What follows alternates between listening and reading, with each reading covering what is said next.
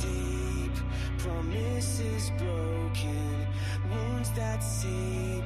The jukebox screams, the lights will weep. No justice here, just lies that can.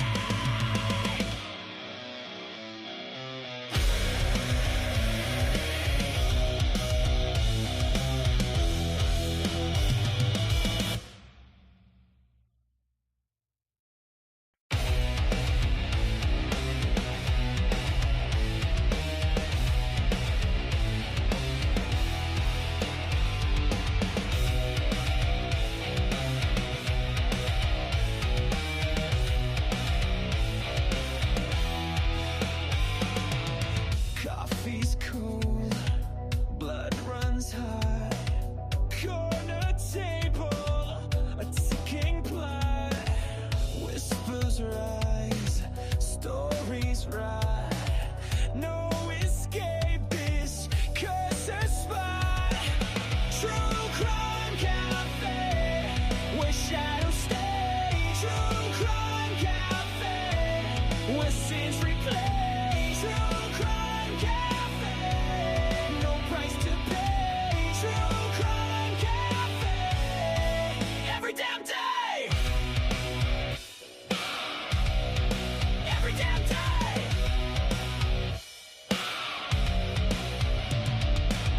Fingers tapping, blackened keys. Sweat drips down, can't find peace. Eyes like daggers, cut through breeze. All these ghosts, they never leave. Who's the liar? Who's the prey? Who's the hunter in this play? True crime cafe, where shadows stay. True crime cafe, where sins replay. True crime cafe, no price to pay. True crime cafe, every damn day. Every damn day. Table stained with secrets deep, promises broken, wounds that seep. The jukebox screams, the lights will weep. No justice here, just lies that can.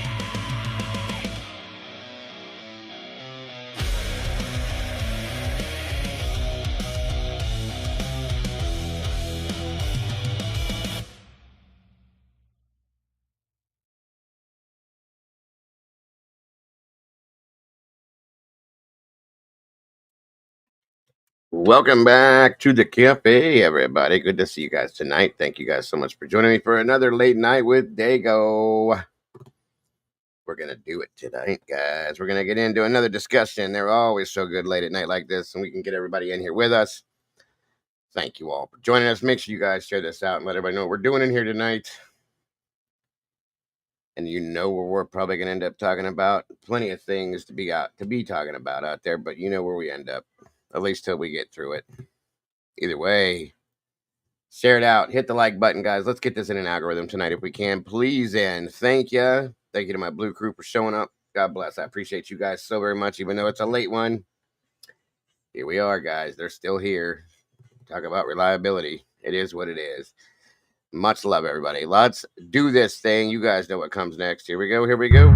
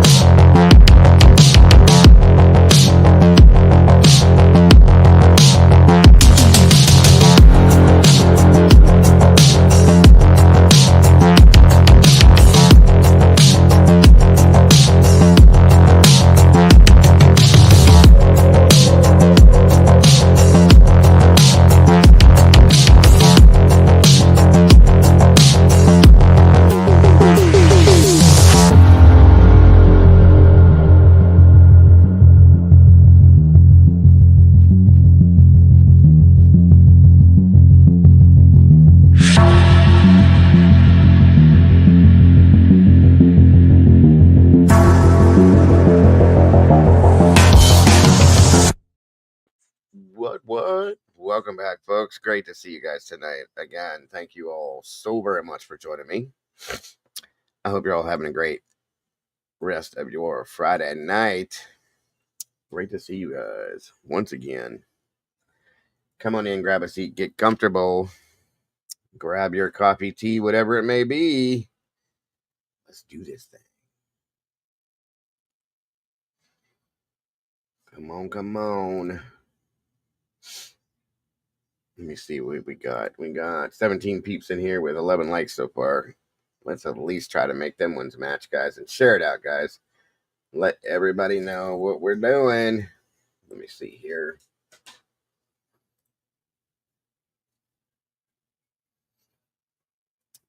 Where is it at? There she is. Come on, come on. Sorry, I'm a little later than I thought. I had my granddaughter, so I was a bit busy, guys. That's all.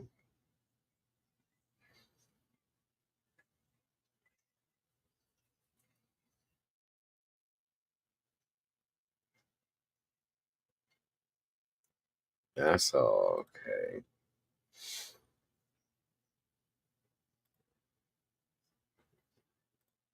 Take that down. Take that down. There we go. Let's see who we got in here with us tonight. All right, all right. Again, reality with Miss Krista Marie, SRBBBBB. Miss Tandy. Good to see you tonight. Josie West, always happy to see you, dear. Thank you for joining us. Sunshine Girl, hello and welcome back. Or welcome. The Done One, welcome back to you. Let's see here. Brandy B, our OG. Great to see you, Brandy. Lisa Wilson, welcome back. Good to see you tonight. In Stitches, welcome back to you. Allison Lee, great to see you tonight. I talked to Willie a little bit ago. He said he'd be joining us here soon as well. Doc, welcome back to you. Great to see you tonight.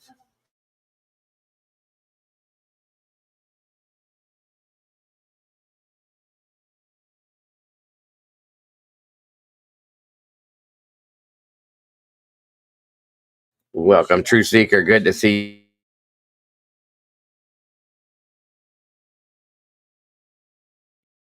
Dylan Mort, welcome back, brother. Good to see you.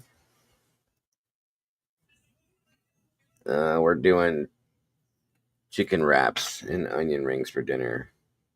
That's what we had. Let me see here. Show. It's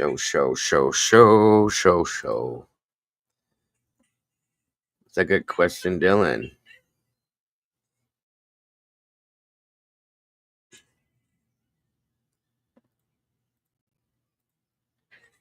It is. It is definitely very good. Low carb tortilla wraps, lettuce, tomato, chicken, and Parmesan ranch on it. It's pretty good. Really good. Well, cheese too. Sorry. Meanie's in the house. What's up, Meanie? Me thinks he wasn't there. Me thinks you might be right. Me has lots of questions about those little things like that too, Miss Tandy. Let me see. 25 peeps. Start 20 likes. Come on in, guys.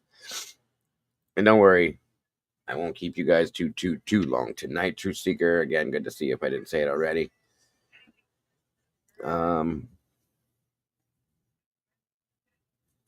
Come on in, everybody, please and thank you. I love these late talks. I've been enjoying this. We've had some really good conversations too, surprisingly enough. I really enjoy that a lot.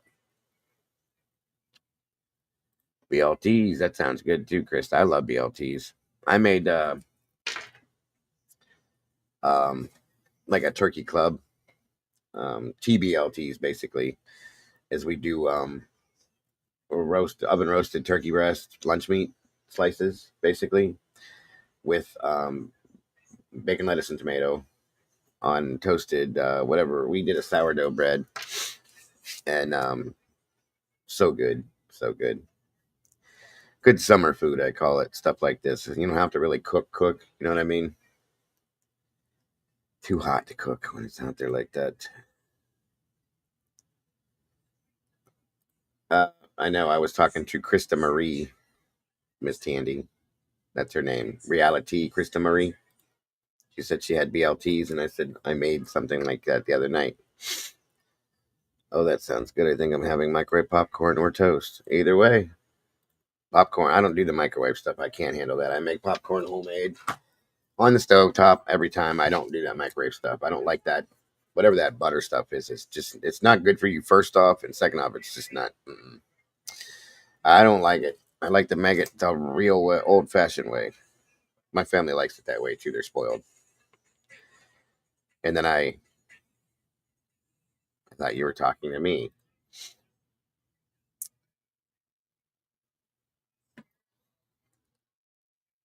Yeah, we do cheese too. See how these people are so mean to me all the time. So be it.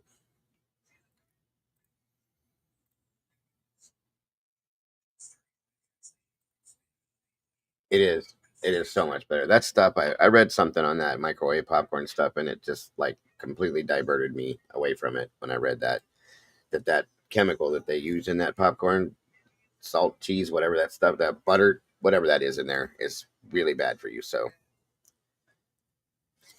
yes, agreed, True Seeker. They've been really good conversations. Really good.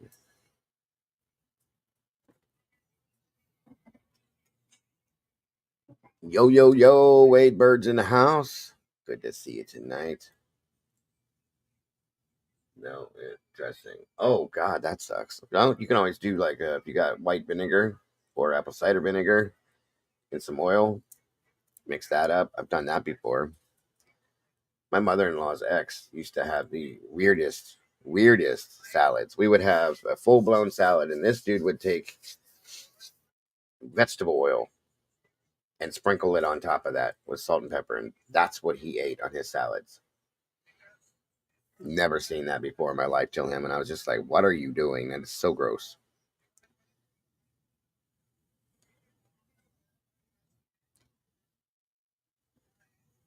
Epi2, BB, Pyramina. Oh, Big Brother. I can't get into that stuff. I haven't, not yet, Wade, but SRB told me about it a while back, and I've been thinking about it. We'll see. I might do it.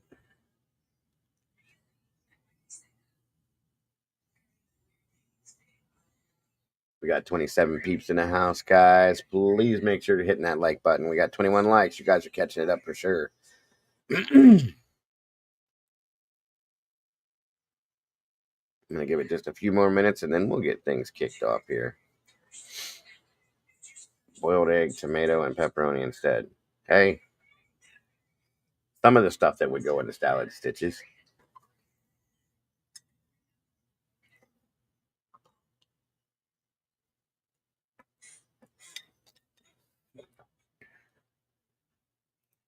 You told me about Bella reading the Patterson book. I like everything in a salad except the main ingredient, lettuce. I don't. So you probably like anapasta then.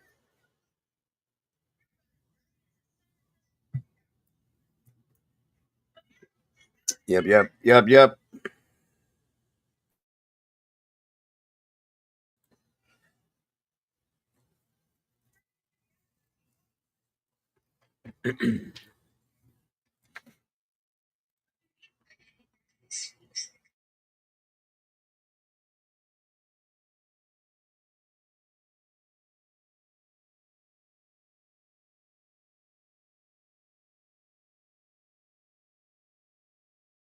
I love lettuce. I don't know how anybody couldn't like it.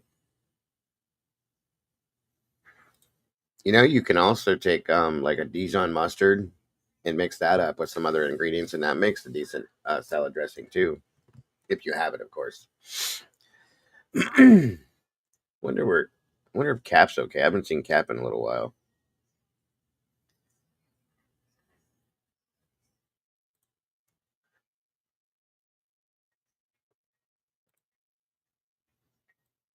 Give me just 1 minute, y'all. The thing's set up.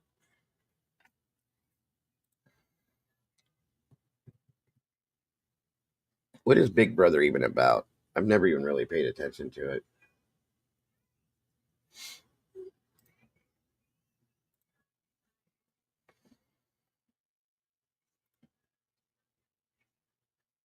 I know it's a reality TV show, but like, what's the point? You know?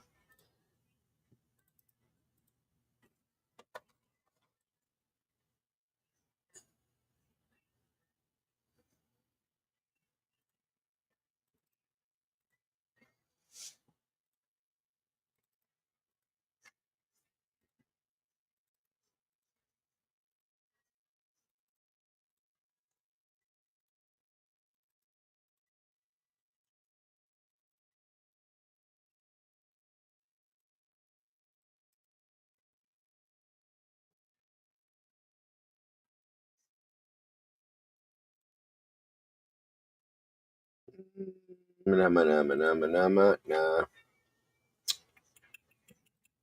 Let's see here.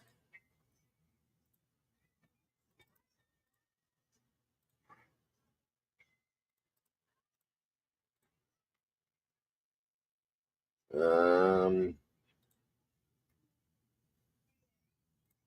I'll get it in a minute. hold on a minute, guys.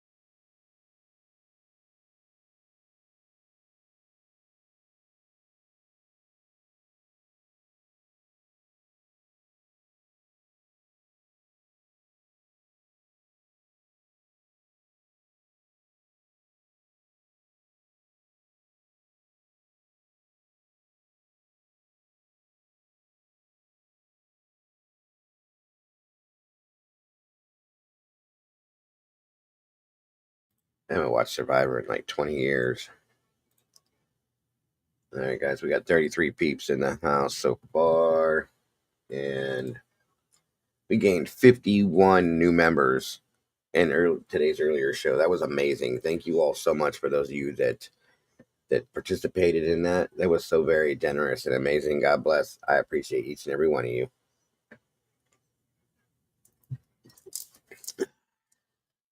Uh-oh.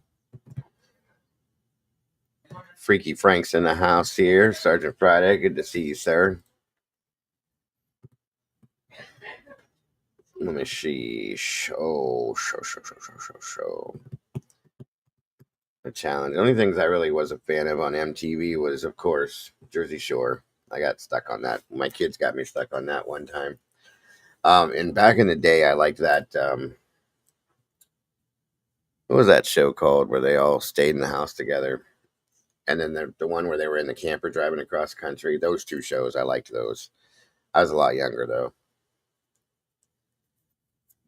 I got locked in on those for a while. Jersey Shore was just funny as shit to me. I loved it. Road Rules, yeah. And then the other one where they were in the house. The one of them was, and then the Surreal Life.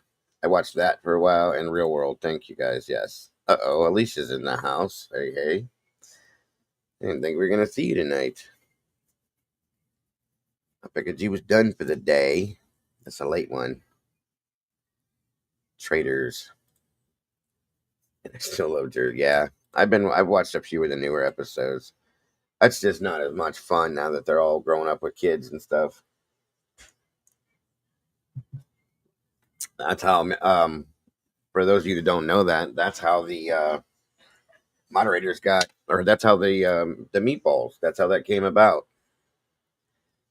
Since I'm the Dago, somebody mentioned something about Jersey Shore, and we were trying to think of a name for this, the community members, and somebody said meatballs, and it stuck. Here we are, meatballs, bunch of meatballs. Tomboys in the house. The birds arrived. Cabs here. Cat K, good to see you tonight, dear. The Tomboy, great to have you here. Figured you'd be sewing. Snooky and JY, my wife loves Snooky too. It looks like they brought back, what was it, Sam? I wasn't a fan of hers, and I definitely cannot stand Angelique. Good God almighty, no. Male bees die after mating. It's their whole life cycle. Honey Nut Cheerio. Think about it. Jesus Christ, Serge. You're a mess, bro. Boring. What's boring? Satyrus, good to see you. Yes, damn. I don't like her either. Nor Angelique. I don't like either one of them. So,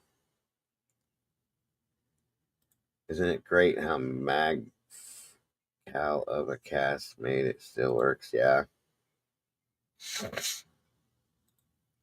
I got a friend that lives out there that auditioned for that show way back when in the very beginning, and a cousin. That's actually how I met my friend, because of my cousin. My cousin Tony lives out there, and then his buddy Jimmy. They were both auditioned for it. Neither one of them got it, obviously, but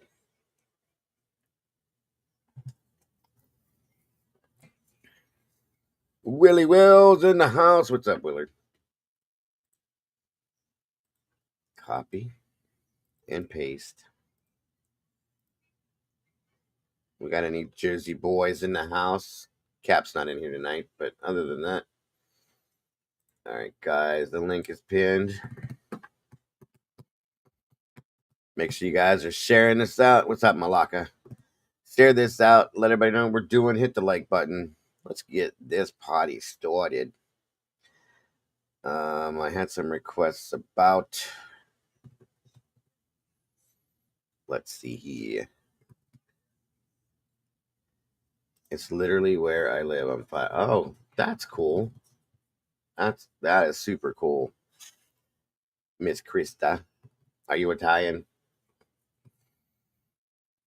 I can't. My cousin was telling me the ratio to Italians as compared to everybody else in that area is insanely high, which makes a lot of sense. So, Scott Metalheads in the house. What's happening? Good to see you. I can hear the boardwalk rumblings if I. That is very cool. Living that close to the shore. Did you get? I know you're not. Yes, and a little Irish. Oh, cool. Good to see you, Scott. Did you take any damage when that hurricane went through and tore all that out of there? I can't believe they rebuilt all that, guys. That the whole shore was gone. The whole boardwalk, everything was completely gone. And they completely built it up. And they actually, I think the cast from Jersey Shore helped them to rebuild some of that stuff too. It's pretty cool.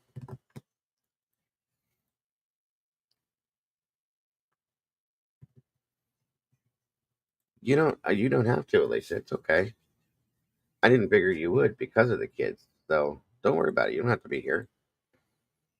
Don't have to be here at all. I appreciate you being here, but you don't have to worry about it.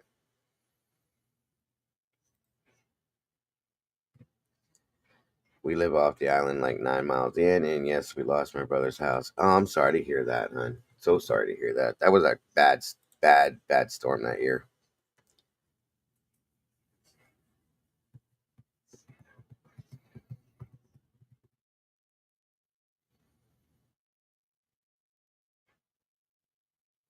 All right, the link is pinned at the top of the chat. Hurricane Sandy, yeah, New York got hit pretty good too. All right, y'all, let's get some stuff moving here. Hang on a minute.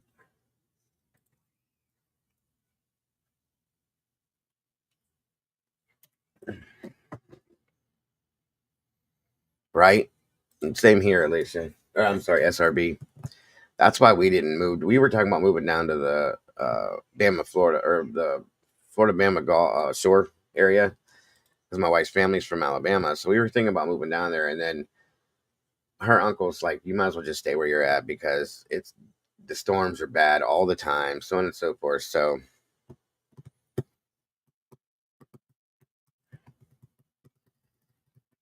we just stayed here.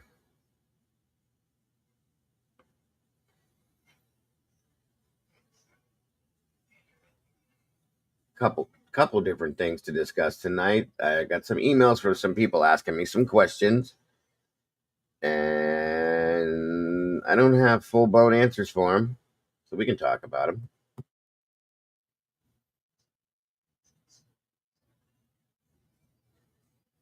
Boy, there's some people putting some wild ass shit out here, you guys. I saw that one channel saying that Brian Koberger's parents slowly listened to his evil confession, whatever that means. What's up, Saj? Hey, what are you doing? Talking to you. What are you doing? Thank God it's Friday. Yeah, it doesn't make much difference for me. For all you hard workers, yes, it is. By the way, I caught you slipping last night, didn't I? About time after like 48,000 me getting you. You know, I almost didn't. When I said that, I was looking at you right when I said that I was going to end it, and I waited for a minute, and then I was like, "Oh shit, he didn't." Yeah, but I did give you. I listen. In all fairness, I did say that I was going to jump down, so I gave you the heads up. Mm-hmm. And I was patient with it. You know, I thought I can't win all the time, Dago, because it's just not fair to the people I know. It didn't catch me at first. I was even slow last night, and I still got you. So I know I hung it out. I figured maybe he'll catch on, and he did. But yeah. you can't win all the time. It just looks bad. People don't like winners for some reason. Me thinks that it was a good one last night. Did you Yeah, see that the was end? awesome. It Yes. was. Did you see the end of that? No, you were gone by then. That's right. The end of what? The one Banfield video that we watched. She's at the end after her interview with Steve, and I don't know if she was frustrated, drunk, whatever she was, but she was talking, and she said, talking about something, and she said, "Me thinks that it was," and I went, "What the hell? Me?" Like she was talking like a caveman. It was weird. And they never cut it out. I figured she'd have clipped it out. Ashley Banfield. Oh. Well, whatever. So we'll just see how this plays out. I think Steve got just desserts, sadly. In some senses, yeah, but I do feel bad for him because after hearing his other interviews, I still can't get past the fact that they have not told. I don't know if you were still here for that, but they have not told. No, you weren't. You were gone already. They haven't told any of the family stars anything about what happened to any of these kids. None, or the victims. Nothing. They don't know anything other than stupid things that were like leaked out, and some of the stuff that Mabbitt told Steve. They won't give them up any information on it, which is strange to me because I've never heard of that before. But they can't even. Kaylee's sisters wanted to put together like the victim impact statement, and they wanted to talk about the things that happened to her, which is quite a bit after what I heard this morning. And they won't tell them anything. Have you ever heard of anything like that before? Well, what's up, Willie? I don't know. I don't believe what he's saying now. I don't know why people suddenly believe what this guy's saying. Well, there was a gag. There was this. It was sex. You don't know. Nothing he's told us has been true. It could be, you're probably right, but I think he was being fed something from in the beginning before all this. He was being told stuff to keep him quiet. I think to keep him happy, and then. And now they want the kid to admit it and give specifics because they themselves don't believe. Now, it's not that they don't believe, but they always suspected that there wasn't one guy or he just wasn't the guy.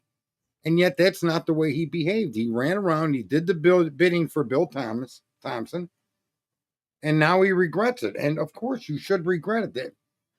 You should have been demanding a clarification of the information alleged against the guy. For instance, when Bill Thompson comes out and says, we can't place him at the house, then how is it that everybody isn't jumping up and down? What was the PCA used to arrest the guy? How did you do that? Right. If you can't place me at the scene of the crime, how the hell can you charge me with those 4 homicides? And overcharge him, truly, yes. I agree with that, too. They didn't overcharge Brian. They charged Brian for exactly what happened in that home. Well, the fact that they even charged them, Dago, is the outrage. How the fuck do we know what happened at home? Well, based on what they've well, there's 4 dead bodies, right? We can accept that. Yeah, but how they die? Well, listen, that's not the point I'm trying to make. The point is, if you can't place him at the home, then on what fucking world do you live in that you could actually get a warrant of arrest for 4 homicides and felony burglary? That's the point. I get that. Yeah. You must have lied. Or what kind of judicial system have you people built over there? Your name is Moscow, but who the hell ever expected you to behave like Moscow? Russia. Right. The KGB and all that shit. Right. Agreed. These are things that should be outraging Steve, but Steve actually joined in the fun, and he was a mouth for the prosecution, and now he regrets it. And well, listen, I'm sorry he lost his daughter to the extent that I can be. I have no real personal connection here, right? I mean, how many people died around the world today from murder? I don't know. I think it's because I'm telling you, I feel like they used him to get this narrative ran all the way to the dead end, and then they kept telling him, it's all good, Steve. It's all good. It's all good. We got our man. No deals, blah, blah, blah, all this. And then boom. Now Steve wants him to tell him where the knife is. I don't think he's going to say anything on the 23rd. I truly just don't think he's going to say a word. That's all. It doesn't seem to be a part of the plea agreement, right? Well, now also... Hitler, Jesus, I just did it myself. Hitler has said something like, I think he's expecting some sort of an appeal, because he brought it up during the hearing the other day, and he can appeal it some aspect, but it would be a hell of an uphill ride for him to do that. It's still, he can do it. It just wouldn't make any sense at this point. I don't know. None of it does. Good to see you, Angel. And Joanne, thank you for joining us. So I think he's gonna sit there and not say a word, and nobody's gonna say anything. And I think the prosecution said they're not gonna say a word until after sentencing. So there was plenty of opportunity for people to stop arguing about guilt and innocence and to pay attention to what wasn't in any of these documents. And that's, I kept trying to point out, you got to look at the data they're giving you. You have to accept it at face value until something contradicts it or confirms it. Right. So, when you told me those 2 girls went to bed, well, that was a lie. People should, the thing is now to be mad at Bill Taylor or Thompson and the cops, the time to be mad at them and be attacking them was during the case. Well, and then, yeah, very much so. Very much so. Right. I don't know. He says he did it. I can't disagree with him, and I can't agree with him. I just have to go with what's being said until something contradicts or confirms. Yeah, agreed. Definitely agreed. Any thoughts, either one of you guys, on the? I see a lot of people talking about the. Jesus Christ, the one kid that was out driving around that night at 4 a.m. near the house. That was driving sober, or the sober bro, or whatever the hell he called it, for the fraternity, driving people around. Any thoughts? Anybody? I see a lot of people talking about him. What was he driving? What kind of a vehicle? I don't know who that is. I'm not 100% sure. What was it, Willie? I said, I don't know who that is. Yeah, that was David Baracoa. Does anybody know what kind of car or vehicle? Did he have a truck? Did he have a 4-door sedan? Did he have a? I haven't heard. I haven't seen that much. Nobody's looked. Everybody's got his name, but nobody's done a dig on him. Right. I'm sure there's other creators out there doing it. I haven't done it yet. I've just seen. You hear ramblings. Where's Heather and Pitts or Potts and I'm sure Heather will be there. Kathy, the Indie Zone. Heather will be here Sunday. Yeah, that's a good point too. Andy probably knows. And those women seem to come up. And how about Lana? They're very capable people. Lana Excuse me? Lana probably Lana's knows. live. Yeah, Oh, she is is. she? I was just in there. That would explain. I didn't know she was going to be live. Yeah. Wow. Yeah, it's the David Barracoa meaning. There was 2 Davids that they were talking about. David Loach and then David Barracoa, and this is the one. He was the one that was in the Prime video talking about. See, there you go. The done one. Thank you, the done one. There we go. There's the green car again. Nope, he's not the one that owns that car. The guy that owns that car his name's Noel, and he lived in the apartments right next door to the house. Noel, yes. That's the name for Christmas, Noel. Noel. Yes. This Barracoa kid lived in a frat house, I believe. Miss Joanne's at work. I was surprised about that too. Right from the beginning, the lies about that PCA being the most complete document they've ever seen issued to a court. And the bottom line is there isn't a single inference in there that places Brian anywhere near that house. As a matter of fact, it's completely exculpatory. The only potential identification of Brian is his phone, and it's nowhere near the house during the time of the crime. He pled guilty, doesn't matter. I know, but the point is these were issues that we all could see all the way through this, and everybody wanted to argue innocent or guilt and find the perpetrator. We want to sit on our phone and find the perpetrator. It's insane. Right. When the real issue was always, you could call it politics if you want, that was always the issue with this case. Okay, so he said he borrowed a car. Anybody hear what type of a car it was? The green Elantra. I don't know that to be true. I'll look it up and figure it out. But what were you saying? Starting to say, Willie? No, I don't know. I was just saying that this is all fucking to protect something or somebody. Oh yeah, after last night, that's what I've come down to at this point. After the things that Steve has said. Did you play the new? You should play the. I heard there's a new interview with him on somewhere. I forget what it's called. With who? With Steve. That was what I was. A lot of people had asked for it, so I planned on playing that back tonight. Yeah. Hey, welcome back, Krista. Hey, Claus kept to his name, man. Hey. Yo. What's up? What up? Don't you feel like after that it's like even more confirmed? It sounded more like Brian wouldn't have been the one to do it. The way that they were talking on the interview, it's like it made more sense that he wouldn't have done it. How could he have done all those things to one person in that amount of time, let alone 4 people? Yep. Superman.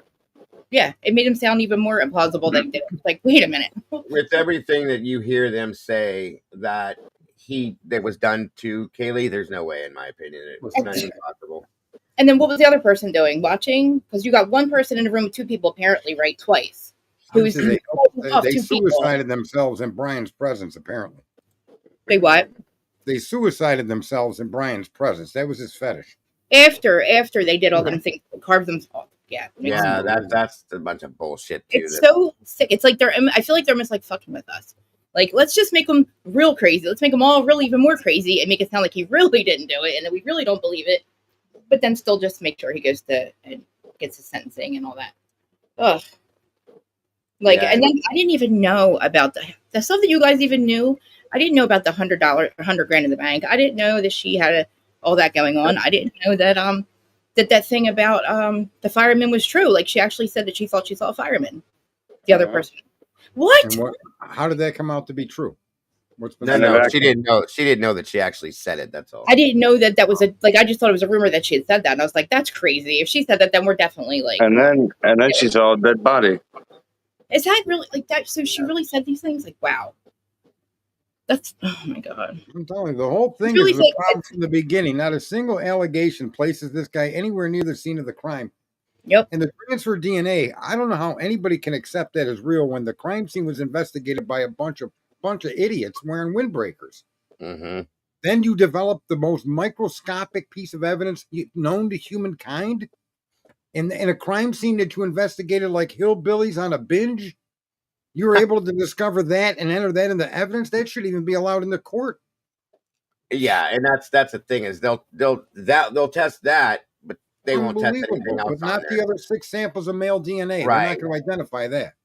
That's why if you don't withdraw his plea, he's an idiot. What was the excuse for them not doing the DNA? The other DNA was They didn't need to. They got Who their the guy. fuck? Brett Payne, they got the name from That's FBI. exactly and what that the was fuck. end of it. Yeah, yep. That's because exactly they what the found fuck Brett Brian's Payne DNA said. there. They found Brian's No. DNA there. Is that why they said that? They said that they didn't do it because they already had Brian. Basically, Yeah. they already, had Brian as a suspect and had his DNA. That's it. They didn't. They They didn't need to They do called anything him. else. Right. They That's called him. amazing, isn't it? Stop. We're done. We don't need it now. You're And done. they- Stupidest reason I've ever heard. Yep. I said in the beginning there would have been thousands and thousands of hits on an unknown sample. Now we know there was at least 20,000 hits on that sample. At least see if Brian's DNA was there. At least test it to see if Brian's DNA was actually there. You know what I mean? Test They that. did test it, and they said that they didn't Like test 100 positive DNA in for Brian, there. that he couldn't be excluded. Well, They some of tried that playing other- word games with it. Was Right, that some- 15 people or less or something? It could be like 15 people less than him or some crap like that in a room with, like, that were the chances of it. Like, oh, it could be his or 15 other people. Listen, it's, Huh? I didn't the kid hear that. admitted to it though, so that makes that Like, so kind you of can makes just tell me all this yes or stuff. no. It's like, I don't need to know all that 100, like, at 15 less, but just tell me, was it there or not, people? Like, you don't have to give me, like, these. Well, some weird- of it they didn't even decide that they needed to run through CODIS. Now, why would you, if you have the possibility of having multiple suspects in a case, why would you not at least want to eliminate that situation? They didn't care. Didn't even try. That's a big issue. Right. That's what's wrong The with this. FBI had Brian Koberger long before anybody tested DNA. That I guarantee. Right. Oh, definitely. They had him in their something bigger. sights for some reason. They were focused in on this Koberger dude. I think he's an outsider. He was in the crime lab.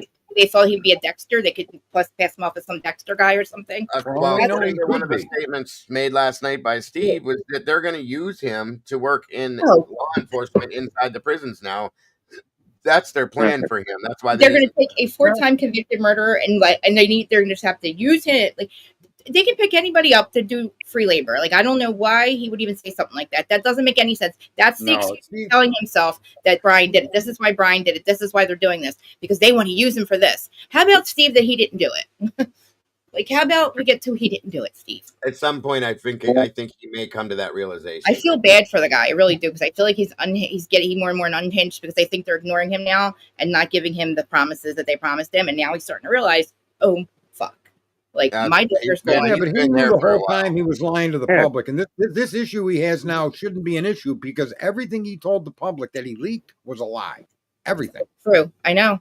Like, I keep saying nothing is what we were presented, not me, because I didn't start paying attention to this till recently, but the mainstream media put out, I was like, Lana, you're crazy. He's guilty. You're crazy this time. He's guilty. Because I was like, oh, Karen Reed, Lana had me convinced. And I was like, oh, wow, she's awesome. And then I was like, no, I'm like, you're not. She's like, I will convince you. Believe me. And I'm like, this is nuts that mainstream media, the rest of the world that doesn't pay attention, believes he did this. Or at least believes that they didn't investigate it the right way, and we will never know. Because they burnt the house down, they burnt down the crime scene. They've gotten rid of most of anything that they could have, like, they can't unfuck what they've already fucked in this investigation. And that's a shame. Right. You know, it can't be uneffed because you can't go back and redo what you didn't do. You know, they can exclude people, but it doesn't seem like they want to do that. It's so nuts.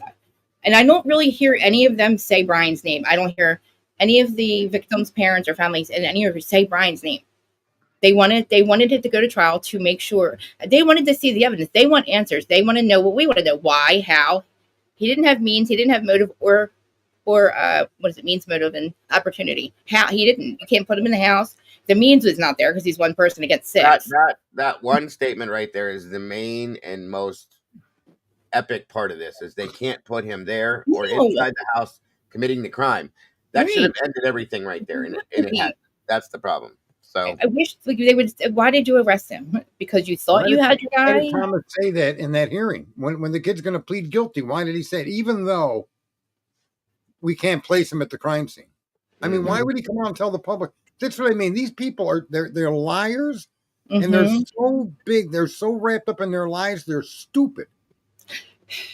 Do you think they didn't foresee what social media would do, or what people like you guys would do to keep people talking and keep people in the know of what's really going on? Because I feel like they thought that they could probably get away with, like how, what happened in Massachusetts. I don't know how they thought they'd get away with it, but here it seems like all the people in town don't want to believe it. Well, yeah, I know. They think, we're all outsiders are crazy. We're all conspiracy theorists. It seems like their little town thinks we're the problem. You know, The feds are the problem. That's where all of this comes from. It doesn't come from Bill Thompson. Bill Thompson's just trying to play a role in a script that he probably doesn't fully understand and really could care less. That's what I think. He's doing what he was told. You know, he's another one of those guys that And killer's a fucking problem. And whatever it takes. You know, she looked completely. She didn't look like. So the day that he pleaded, she looked giddy and happy. Ann Taylor looked defeated or something. Like the other day, she didn't look. I don't know. No, there's no. What cougar rumors? We're not going to talk about none of that stuff. No. That's what I think you're talking about. I'm not. The hell is that? Cougars.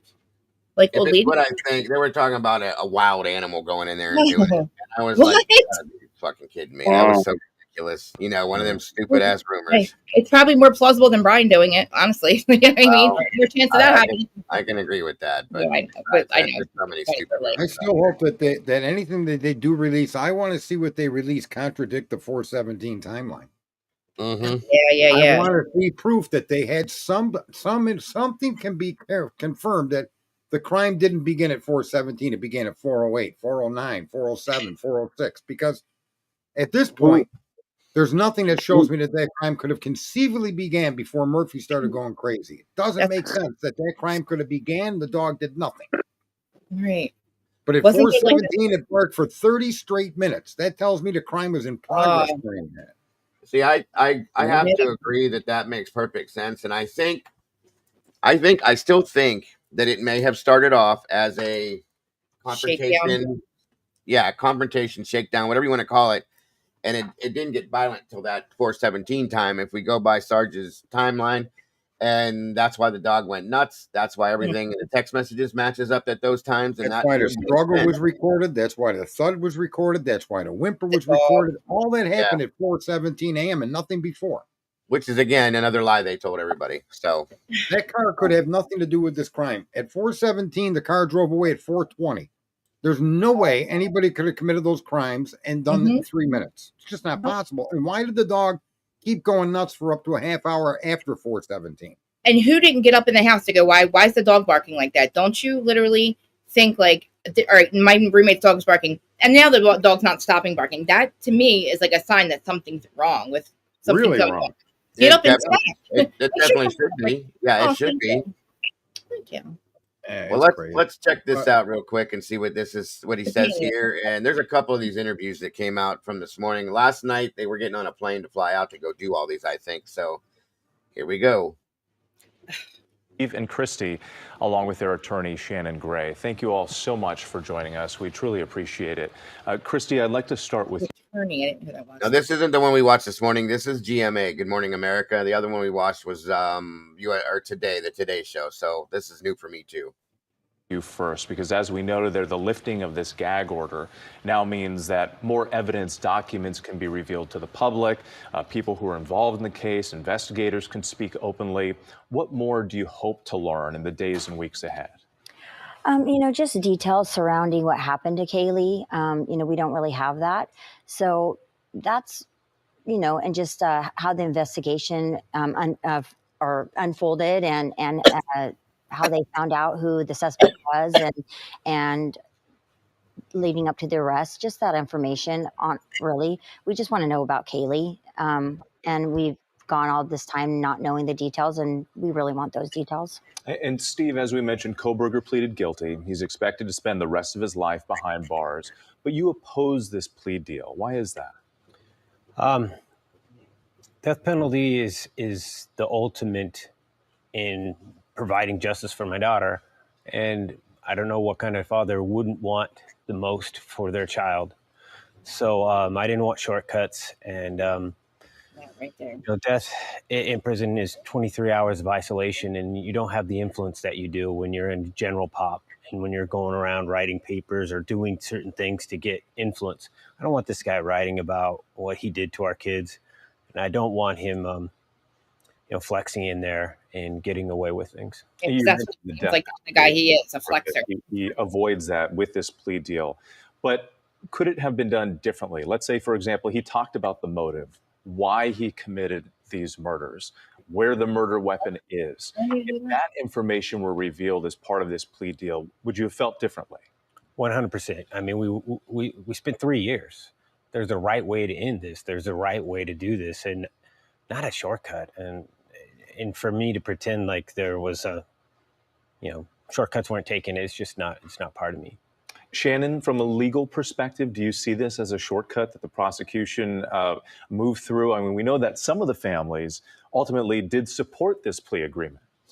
Well, ultimately, the family thought that, they had a strong case, right? They had a case that they could prove, and they could get the death penalty in this case. And like Steve said, the difference between doing a life sentence, being in general population, having TV, having all access to the things that he wants to do, versus a death penalty sentence, which you're incarcerated 23 hours a day, 1 hour you're out.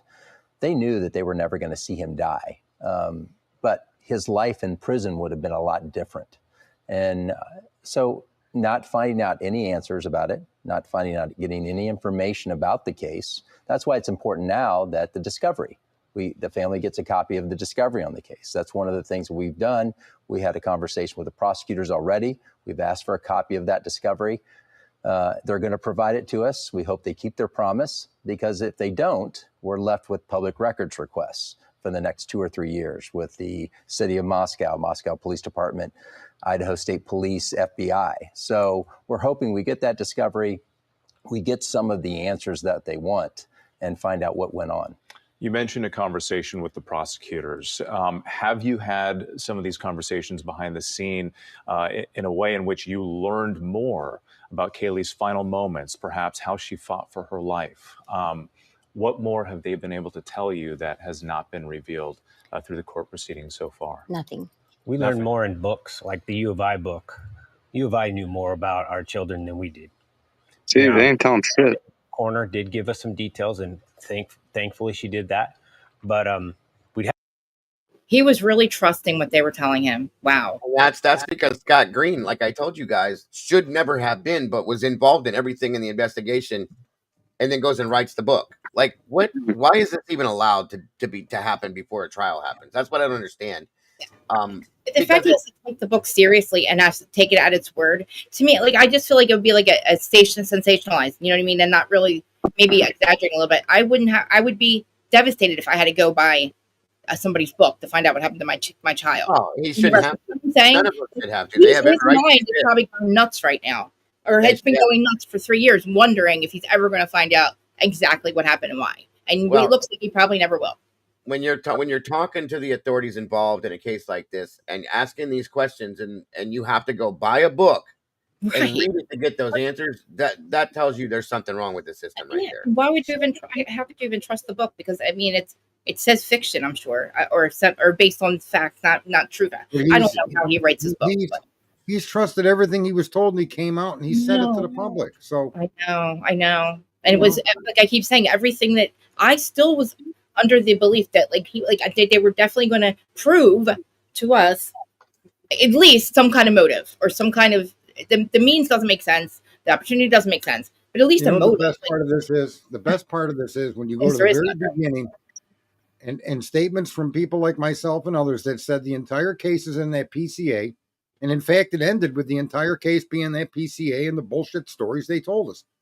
There's not one bit of information that was added during this plea deal, or leading up to it, or after it, that alters any of the bullshit they told us in the beginning. True. And Steve, or rectifies it too. He's the only one that gave us information that was contradictory, only to find out everything he told us was a lie. And that's what they told him, right? I'm assuming. Apparently, or he interpreted what they were telling him in the way that through television. But no, I think he intentionally came out to destroy this kid, hoping to get the death penalty, convinced that they had evidence. And I guarantee you that he realizes now that there's something wrong with this entire conviction.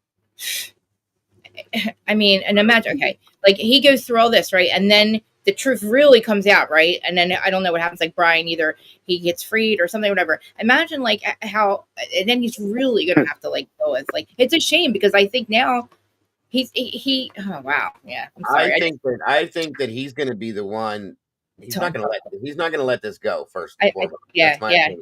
Nope. And at that point, he may be the one. He's gonna get. I think he's gonna get himself in some trouble somehow. But He's worried he about that. could be the one to bring, if he can get to it, the truth to the surface. If he True. has the ability. The problem is how is he gonna know what's real and what's not? That's gonna be the problem. I think it's critical thinking skills like we have. You know what I'm saying? Like, I feel like this is so critically think. Like, just to look, the critical thinking is because he wasn't there. They've said too many different things. They can't put him there. Then he was there to rob the place, and he decided to do this. But here's the thing with that: So many different things. we have opposite opinions and feelings than he has, and have for the whole time. Well, I don't think he has until the now. ability to use. Until Well, yeah, until now, I don't think he does the whole. Well, he may now, but the critical thinking, he hasn't done it until now. he probably hasn't been able to either, right? Think about Right. Neither is most of the internet. Most of the internet spent its whole time creating all of these different scenarios about who did it. Nobody paid Right. any attention to what was being done to us by the government. right. Okay? This is the problem here. The problem isn't who did this crime. The problem is the way the crime was processed, the way it was prosecuted, the way it was charged. All of that is bullshit. Not a single piece of that actually reaches the standard of law that our country is founded on. Right. And now we all are looking at that. But that was existing throughout the entire process here. I was just trying to tell people. He's got away with murder, that guy, in a sense, by doing what he did. Well, so is the people that actually did this are getting away with it. And they're sitting back laughing right now going, like, you know what I mean? Like, go look at us now. Assuming that Brian didn't have anything to do with it. But my point is, it doesn't matter whether he did or not. You got a person that you can't place in a crime scene. Right. And you don't have a person that committed a crime. They're still out there. They're still out there. You can't argue I was riding around in a balloon when I've never been in a balloon. Right? So don't accuse me of being in a hot air balloon, because it ain't ever going to happen. And here you have a kid being accused of riding around in a hot air balloon that they admit openly. They can't place him in a hot air balloon. Right. It's true. How He's did like you arrest this guy? It's crazy. It is crazy. And it's like, literally, you would think that, like Let me just say- like their bosses, whoever the bosses are, these people that are doing all this, I'm thinking, like, who are their bosses? Like, who isn't coming down and saying, what the F are you people doing? Why in the world are you letting, yes, I'm from Jersey. Why are you letting this happen? Like, this is the First Amendment. Like, all that. Overshadowed by the feds. Dina. But the feds still really can't get away with. Like, the feds should not be able to get away with some of this bullshit either. Look what happened in Butler, PA.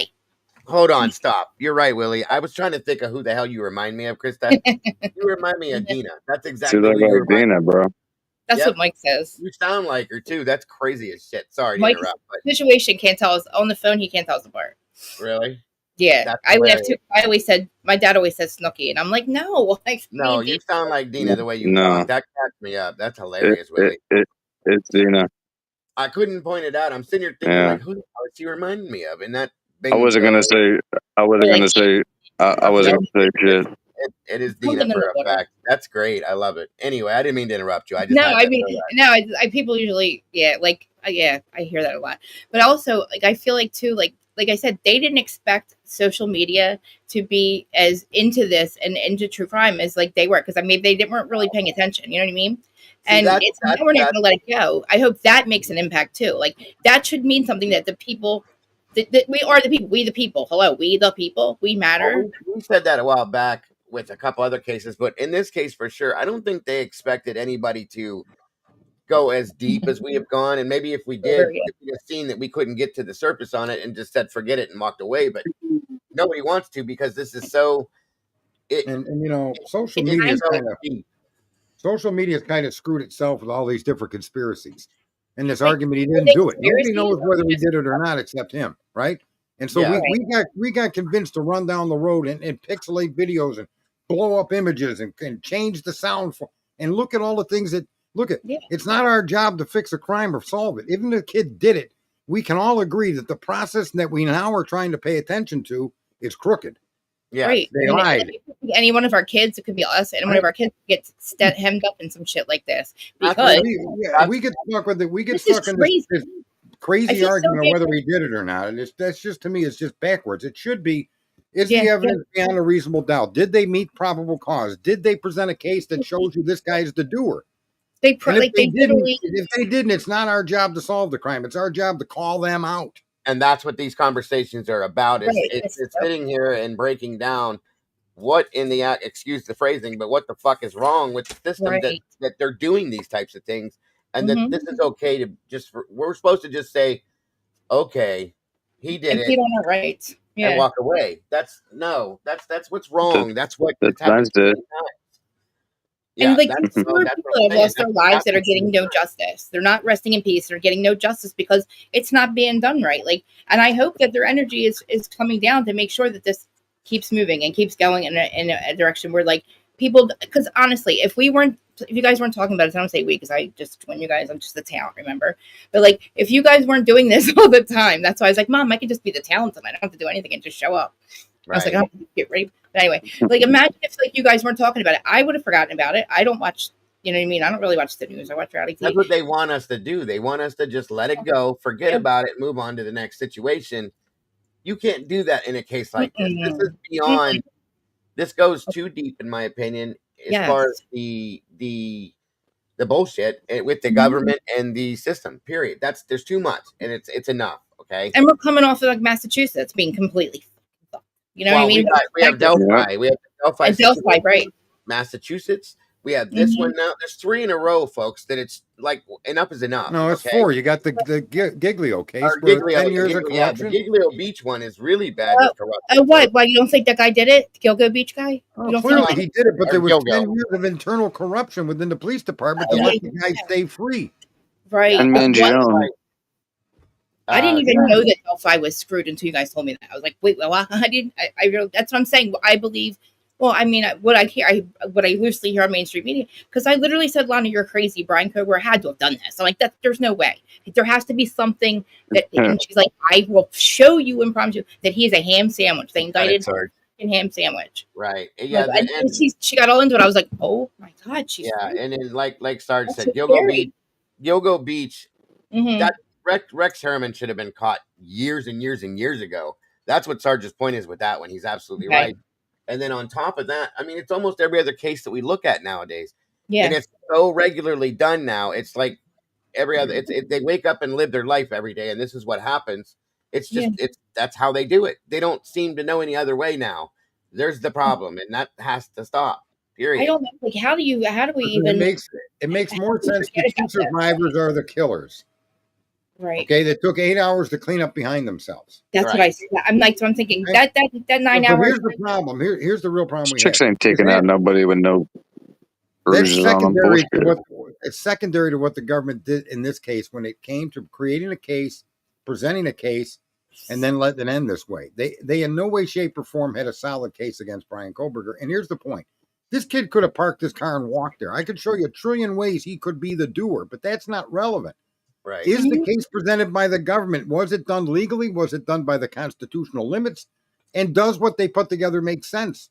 And when the prosecutor says we can't place him at the house, then of course those answers are no. They can't meet any of those standards. Therefore, whether this kid did it or not, he should never have been arrested. Right. It's like they arrested him, then they processed the crime scene, or then And they still couldn't figure it out. They still couldn't get it right. Right. Oh my God. Right. Planning it. They couldn't even plan evidence right. Is what I was said. That's what I said in Massachusetts. I know they didn't plan that, whatever, but like they couldn't even cover it up right. And you're actually detectives. You didn't know how to cover up the murder. They knew that they like it's crazy. And this too, like I really think like I don't know what they think we're gonna do. Like just forget about something so blatantly, obviously. Like you're not giving us, at least show us. Listen, if Brian did it, show me how and when. Show me how I did it. I'll be happy. I'll be fine. I'll be able to sleep. Let me ask you a question. What the fuck are we gonna do? Nothing. If we Exactly. if we keep talking and the more people, I feel like that. Brian took the plea deal after sentencing. Really, you're losing. What are we gonna do? We can't lose you. Keep fighting. We can't lose you. We can bitch about it till a storm hits. It don't matter. He took a plea. Yeah, but we like. Don't you believe now? I don't know. Maybe we're just crazy. Now, I he has- believed. Do you think wish there's I more had someone to work with because I could create an I intro know. for the true crime channels. I could know. create an intro that could be played on true crime channels by every channel over and over again that shows the absolute the mess and Right. the lies and the cheating that they did here. Right. And it starts with Bill and the police officers. You got one cop saying none of the images show Brian Koberger's car or Brian Koberger. He's the lead cop. His name is Officer Payne. You got the prosecutor saying there's no stalking. That's the fat Santa Claus looking crack smoker, Thompson, right? So you got all of this information that tells you that they don't have a case against this guy. What did they do? They used a judge that would not allow him to present alternative suspects. Wow. That's number one. They let a judge decide that the federal government's involvement would be considered a tip. And Ann Taylor and Thompson had to come out with a way to word that because they weren't going to allow the IGG or the FBI's involvement to be part of this case. That's criminal. See, if we have an intro that keeps reminding the public of the point of what's wrong with this case, it's not about whether Brian did it or not. It's about did they do their job, and they didn't. Well, I mean, it is a little bit about whether he did it or not, because, like, think about it. Like, that's the first thing what you just said, right? But then you have to, like, if he didn't do this, then why we have to worry about, like, now, like, literally, you had four people I broke into an apartment and I robbed firearms, and I couldn't be indicted. They had my fingerprints and everything, and they couldn't indict me. I actually did the crime. Okay. The justice system is about the government requiring to follow the rules to convict you based on those rules, right? So to me, it's never about innocent or guilt when we're trying to observe a process. It's about, is the process being adhered to by the officials that we've elected and we've appointed and we've hired to do the work for us? It seems like, and they're not. It seems like no, and it seems like the more we pay attention, we find that they're not. Because if maybe we weren't really like people like Lana who didn't give a shit, like, or actually give a shit, the people that don't care are just moving on with their lives. But then you have people like Lana who actually care. But that's like, you know, I feel like I don't know how to figure. About due process. My interest in who committed the crime. The crime is never going to be. It's never. You can't undo what happened, right? Right. And if due process is adhered to and you produce a suspect that your due process produces beyond a reasonable doubt evidence to convict them, then shoot that mother. Right? Right. All right. And so this case doesn't come anywhere close to them following due process. Yeah. That's the tragedy here. Whether the kid did it or not, to me, what is the why though? Why are they fucking this so badly? Obviously, blatantly, because it doesn't look. They have to know how bad this looks, right? But why are they? What is so important to have to like? What are they protecting? What is the motive of keeping him behind bars? Because they got the wrong guy and they don't want to admit it. I mean, there's got to be more to it than that, right? Another tragedy will occur, and this one will end up in the wastegates of history. I just don't understand what is the motive in getting the wrong guy. Why get the wrong guy? Why not just keep investigating? What is the problem here? Because there's a whole listen. This is the way I see this. Because it makes me crazy. As why won't they just unfuck what they fucked? You know what I mean? Because this is not what you think it is. This is not just a crime that was screwed up.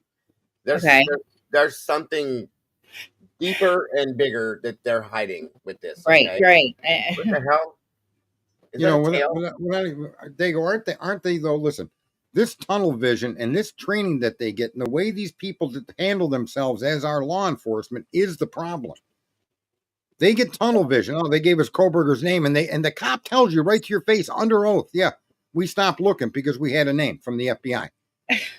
Now, you got 6 other DNA samples. What in the world would make you not want to chase those 6 samples down to the extreme? Right? Exactly. And they're telling you, once the FBI gave us Koberger's name, that was the end of it. We just tunnel vision, bam, we focused on him. Even they have to present evidence to. Another thing that's really bothersome is all the law enforcement that's involved and the lawyers of the family members, and nobody's saying the things that we're saying. How are all these law-abiding law people, like lawyers and prosecutors and people, okay with what's happening? Like, are we crazy or are they crazy? You know what I mean? No. I was like, because they're all in bed with each other. That's why. You're okay with what's happening. With each other. They're trained in a broken system. The system is systemically broken, and the training and the atmosphere that they're placed in is systemically broken, and they're part of that system. It's like water doesn't know it's part of water, right? And so these people are in a fucking broken system, and they have no idea that the system is broken, and they think what they're doing is the right thing, and that's the problem. Right. We're all, listen, Krista, we're all, believe it or not, people are going to say, I'm not. We all are. We're all sheep. We're born and raised and bred to believe the things and see the things that we see and not ask questions, not say anything about it. We just take it for what it is and move along. Yep. Well, then finally, after, we see things like this, because this is all we do. This is what our mind gives us to do and break down on a regular basis. So we look deeper and look wider than some people do at these things. and then we see it.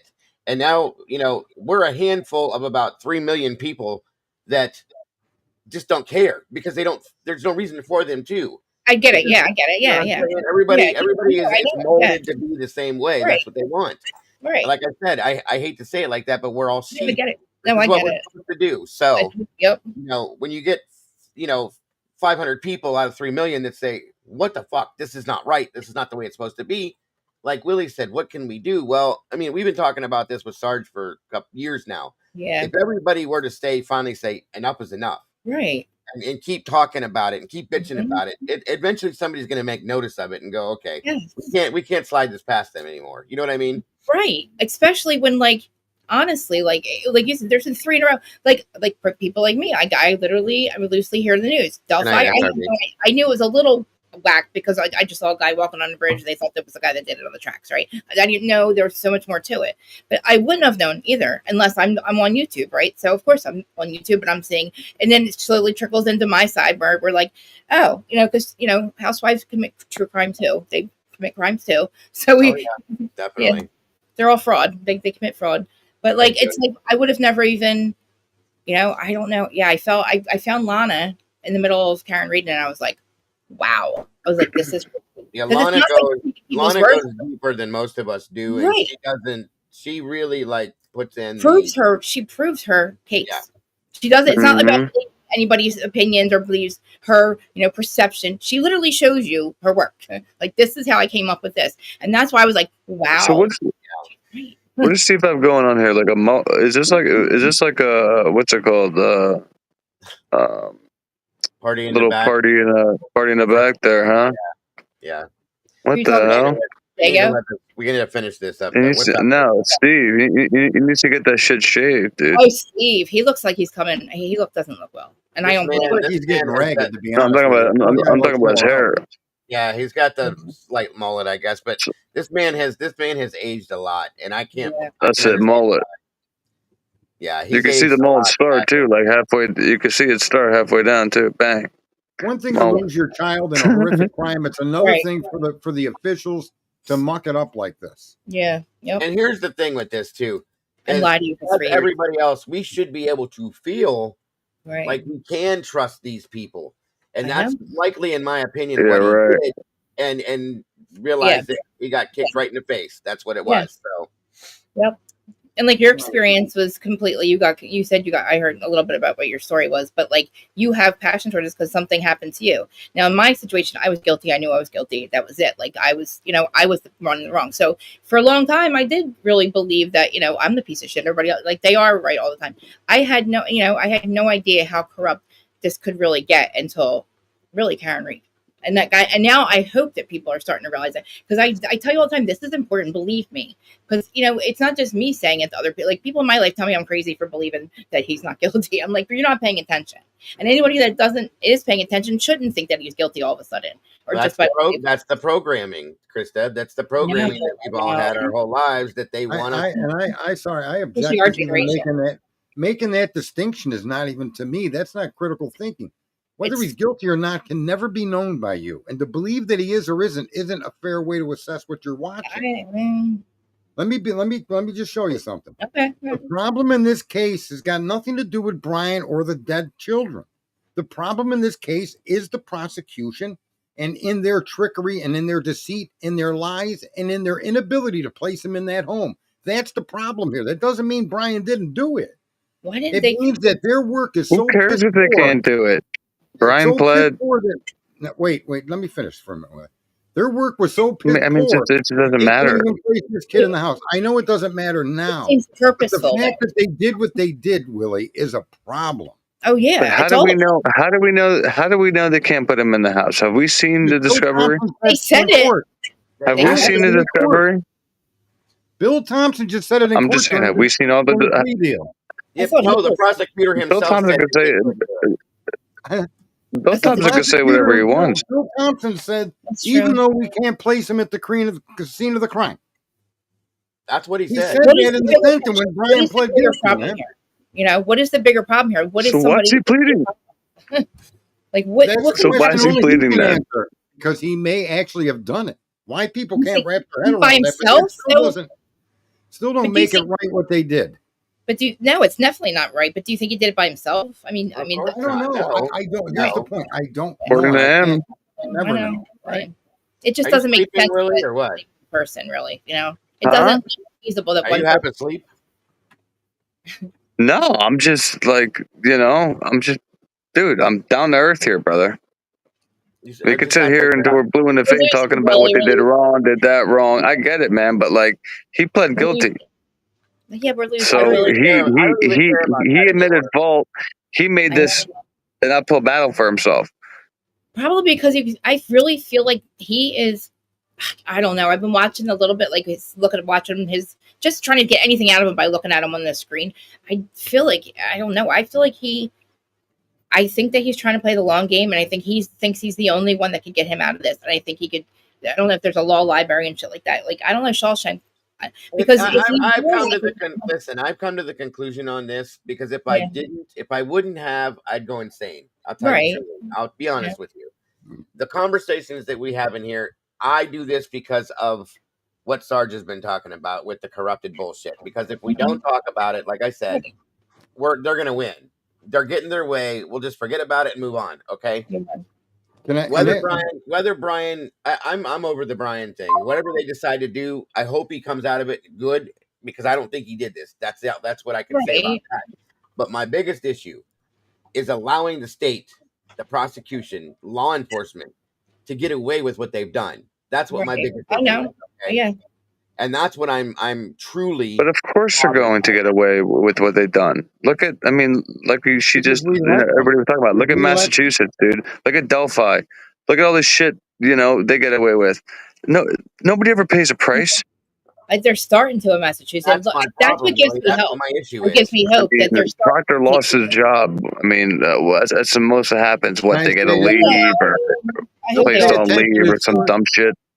They'll pay attention as soon as people on the internet, these true crime channels, pay attention to the meat of the issue and not whether the kid's innocent or guilty.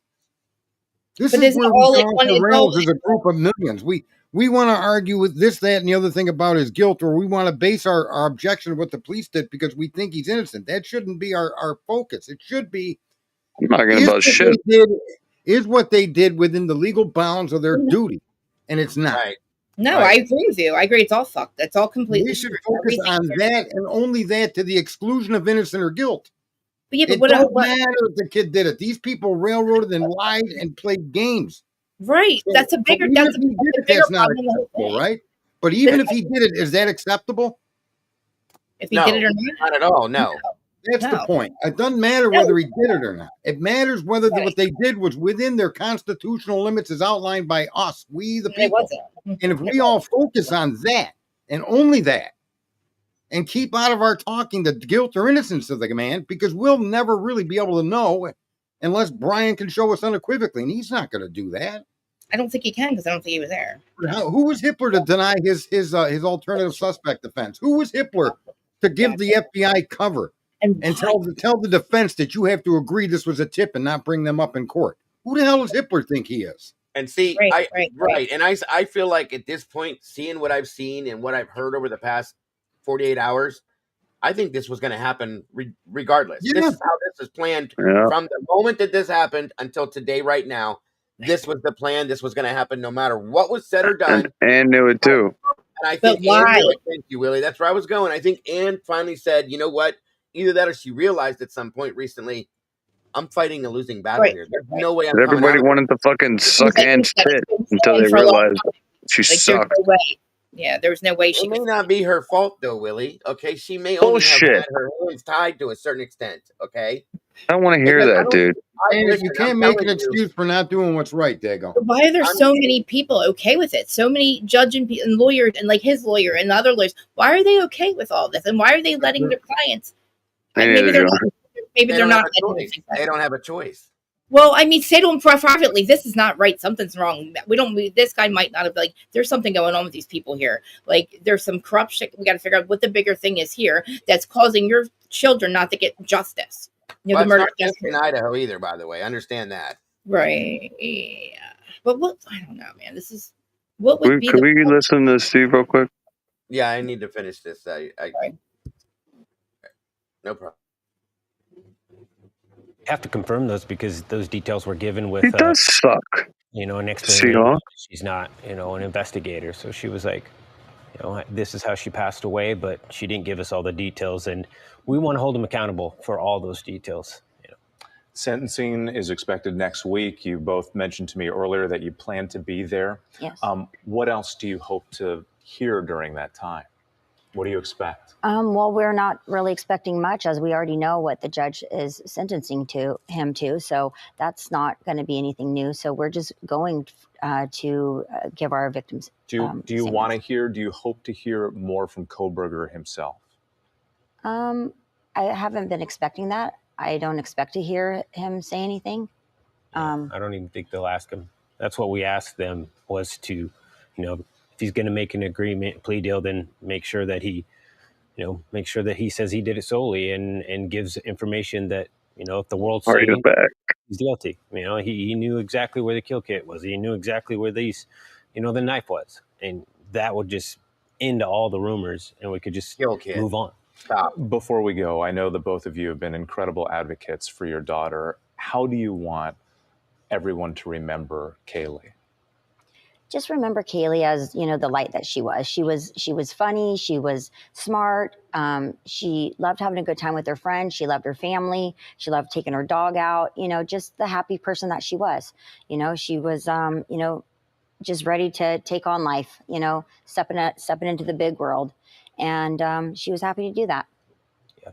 We want the world, with your audience, to remember Kaylee Jade and remember each one of these victims and forget about this guy. Well, I'm sure they will. And Steve and Christy and Shannon, thank you so much for your time. I truly appreciate it. Thank you. They didn't let out a lot in that one, but the other one we watched this morning, he spoke about. Hang on a minute here. Did he speak about a gag? Was there another one?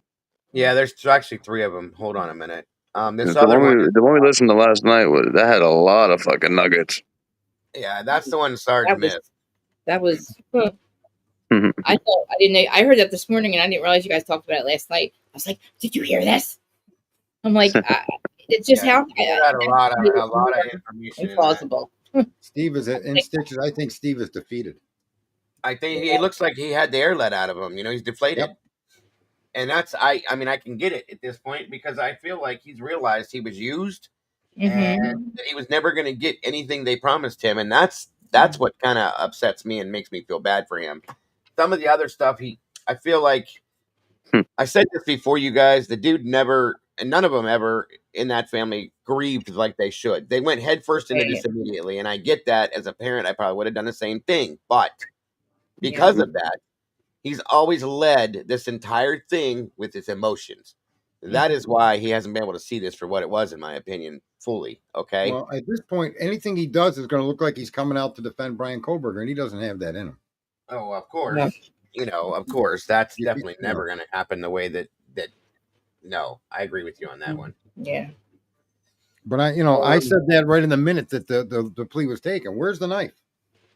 What'd you do with it? What'd you do with it? Come on. Right? How did you get all the victims' DNA? I mean, did you literally clean that car with a fine tooth comb and then clean? Prosecution don't care, bro. I know they don't really. But like what I keep saying, it was like, please, fuck yeah. He was so happy when he heard that. Oh man, he didn't give a shit. Brian didn't have to give nothing up.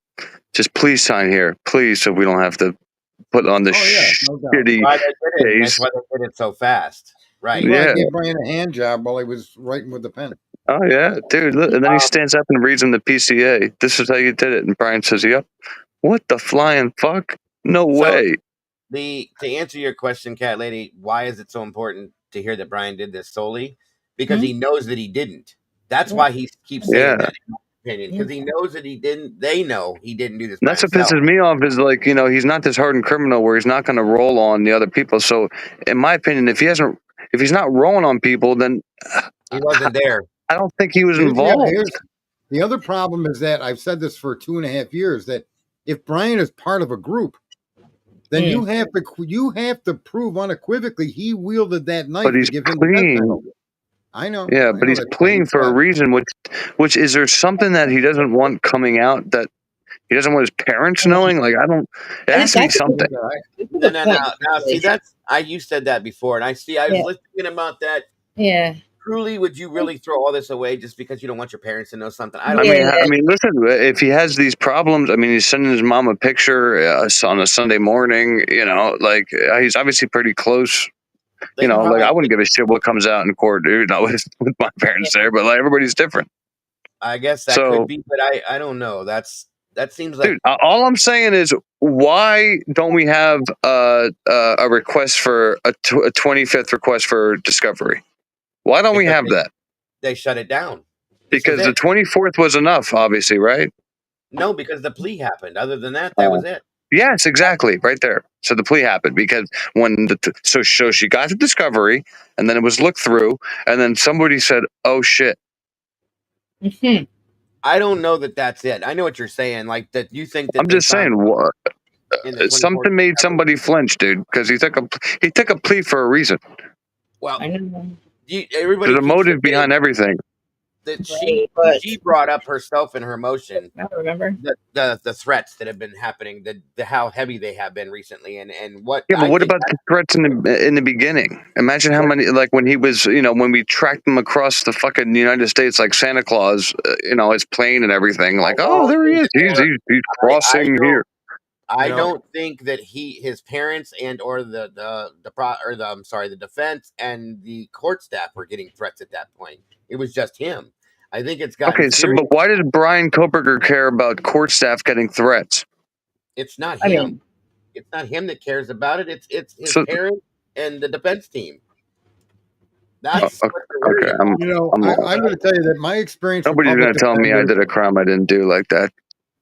my experience with a public it's defender, and my experience with bitchy, I high-paid understand. lawyers is they all want you to take a plea. Just be But aware Exactly, that that's the most common thing going on in our if you're law. guilty, it makes especially a public defender. yeah, because that's a win for No, them. it's even worse. Listen, it's even worse, Willie. I went to 3 lawyers. One of them was 300, the next one was 550, and the next one was Mm-hmm. $1,000 an hour. And all three of them said you can't beat this charge. I pulled out the Mm-hmm. law. I said, read the law. He goes, I know the law. I go, clearly you don't know the law. He goes, well, I wouldn't defend you on what you're showing me. I says, then I'm gone. Goodbye. And I defended myself in court and won on a criminal charge. Exactly. So like my thing is like any point in time he could have stood up, fired and like I'll say it again, he could have leveraged the public with how many people think. Just think about this. He's pled guilty, and there's still thousands of people that think he didn't do it. So imagine the amount of people that think he didn't do it before he pled guilty. He could have leveraged all those people and had a nice defensive fund like fucking Luigi Mangione, and had a lawyer that cared, that stood up and said all this shit that you've been saying, dude, about his rights being violated, about us not giving a fuck about him being guilty or not guilty. That's exactly what a lawyer should be standing up and screaming in court, but she didn't. She complained about, oh, I don't have enough time to do this, or they're giving me information and that. That's all I fucking heard. I don't know what you guys heard, but that's all I heard. And all I'm saying is a paid attorney is going to stand up and have the nuts to defend you because you're putting money in their pocket. She's getting paid by the state. So why wouldn't she do what the state wants her to do?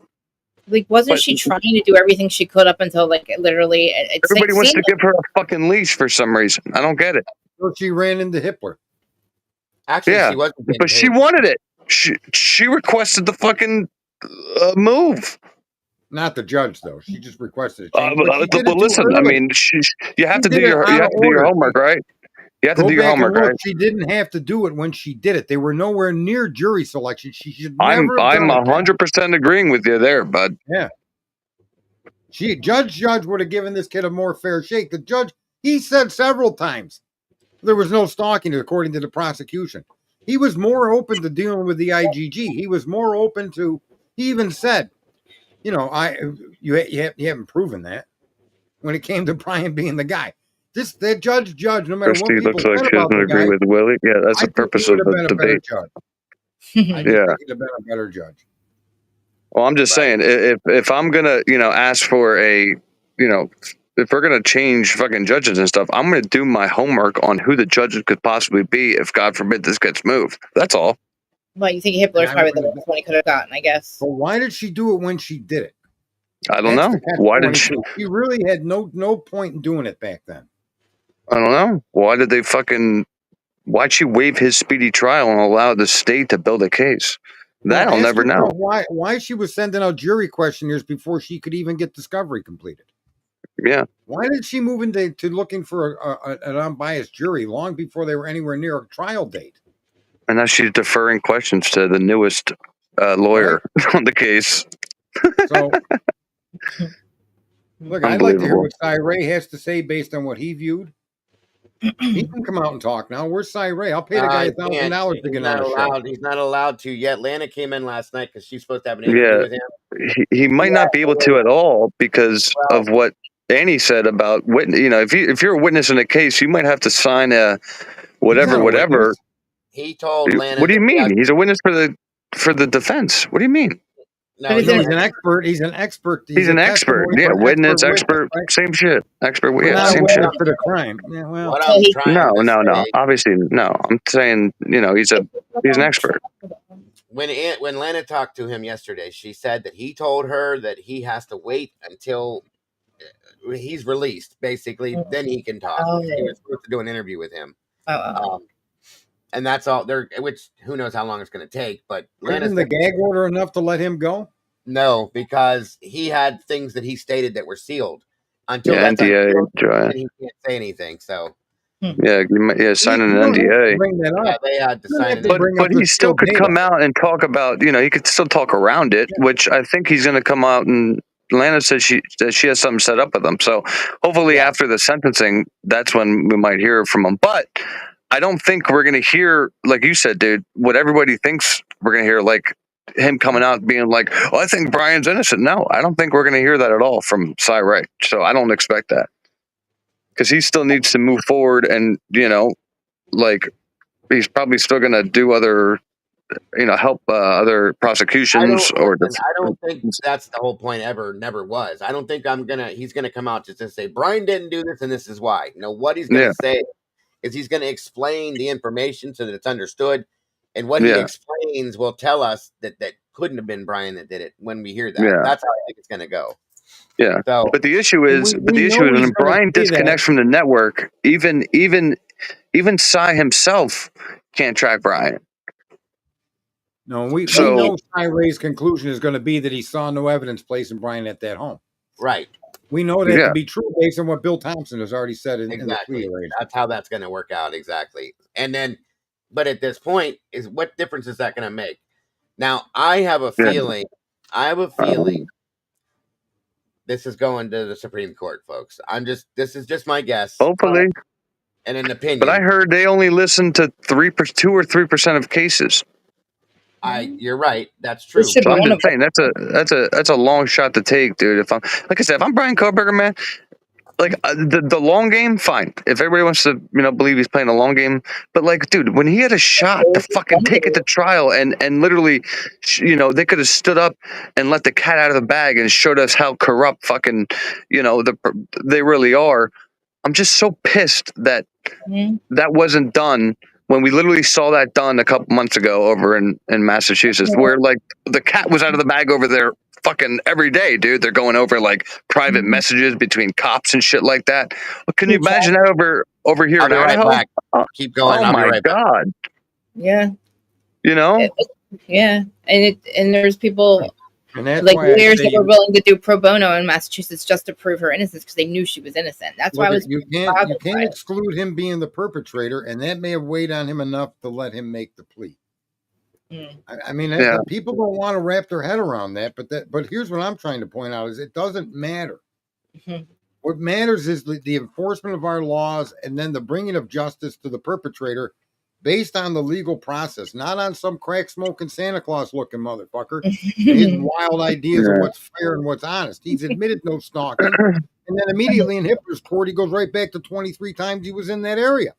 That doesn't mean shit. You already said in the last court that he never stalked anybody. It still doesn't mean shit to me either because there's still only fucking 2 towers, dude. So you can still only pin them down into a general area. You're not pinning them down to fucking an exact location. So I don't give a fuck about how many times they pinged them.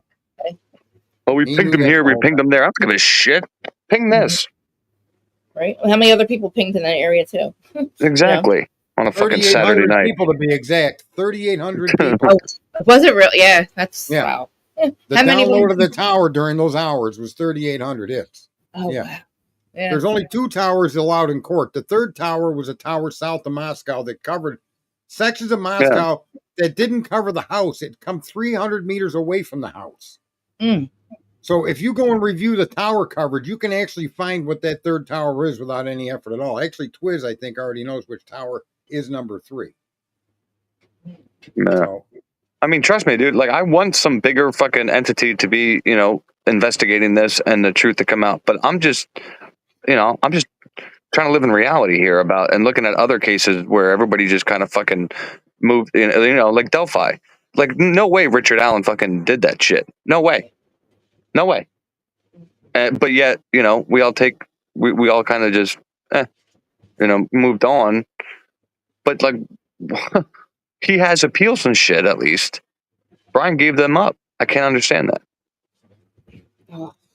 I think that's what I'm saying, Brian. You this have to wasn't enough consider he did it. You have to keep that in the front of your mind. He may have done this crime, folks, and that weight of committing the crime is a burden on the committer of the crime once they're caught.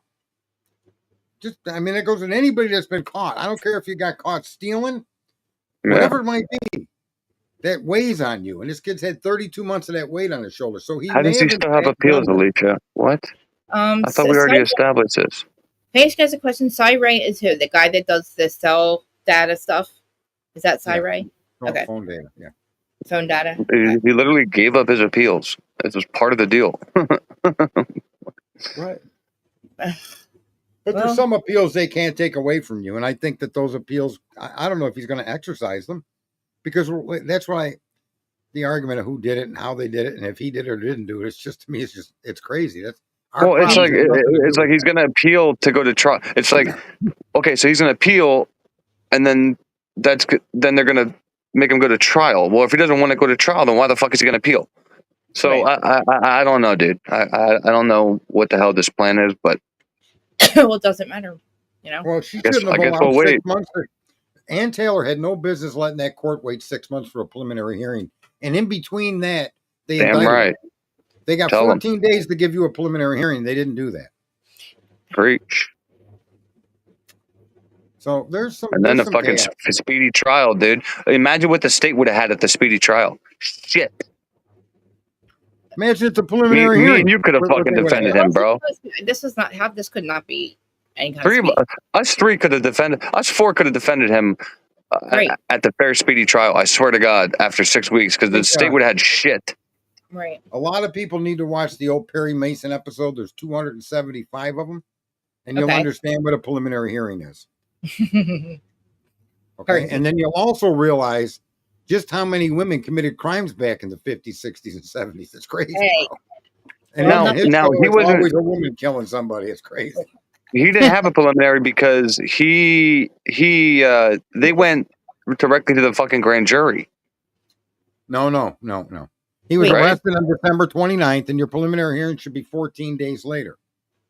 Yeah, but they went to the grand jury after the defense wanted to speak to. You tell me he didn't have a preliminary hearing? No, there was no preliminary hearing because I thought the prosecution. I give up. Really. When he was arrested, you have to get a preliminary hearing on that arrest to show that the government has probable cause. Right. I know, but don't we remember that? Yeah, he was. Remember Bethany and the preliminary hearing and everything. But that was 6 months later. My point is that they shouldn't have allowed the 6 months to pass to get to a preliminary. Because he was in jail the whole time waiting, correct? And they indicted him in between that. Yeah, he's been in jail. That's crazy. Yeah. They just sat him in jail with no. Listen, remember with what's her name, John Benet Ramsey? Somebody actually tried to. When did you learn about this case? I know. I literally not that long ago. Right after Read, I started watching. I learned about it, but I didn't know all the stuff that you guys know. I know why. I thought you said you were watching Lena about it for a while. That's why I was like, wait. I was watching it for a little bit, but I stopped watching when it started to get. Yeah, they went. Yeah, as soon as the defense wanted to speak to one of the witnesses, they went directly to the grand jury and got him indicted. And even the jurors in the grand jury were like, "Do we see some more shit?" I mean, I I told think you, I 6 of them, didn't even if I'm know not about the mistaken. 100,000. You know what I mean? I didn't know about No, all that either. No, Like they I, they started the grand jury don't tell a me to month or chill. I don't know so who that is, but don't a tell me what month to or do. so before they indicted him. That grand jury was seated to seek the indictment.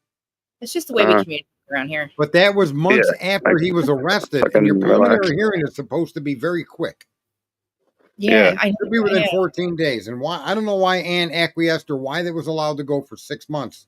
And that's when they indicted him before the preliminary hearing date. And the preliminary hearing was where they subpoenaed Bethany because she had information, blah, blah, blah, blah. We all know what that is. But there was no preliminary hearing, and I'm but telling shame you, on that judge who signed off to get him to even arrest him, dude. Right. But did you have I, a? Do you know who that was? Did they have a? Did he I don't sign it? know. You know People, his people name? in the, Judge, what the fuck was her name, dude? Judge something. I forget. And Was it? that was the judge that he I think it saw. was a. I think it was a girl. I believe.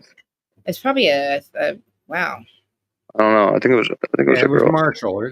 Citrus just said it was Well, Marshall. I mean, hey, they say, look, Megan Marshall. Yeah, Megan they probably Marshall. said, like we have Here, surveillance listen. of his car. And An indictment. You could seat a grand jury to investigate me, and it's secret. And then you arrest me on the recommendation of the grand jury. They hand down an indictment for my arrest. They didn't do that with Koberger. They but they were arrested people Koberger with like their they arrested some jerk off can't stealing a candy bar. They charged him with all of these crimes. They were then within 14 days or a short period of time supposed to give him a preliminary hearing for the government to show the court that the basis for the arrest was justified. It was likely that he was the perpetrator.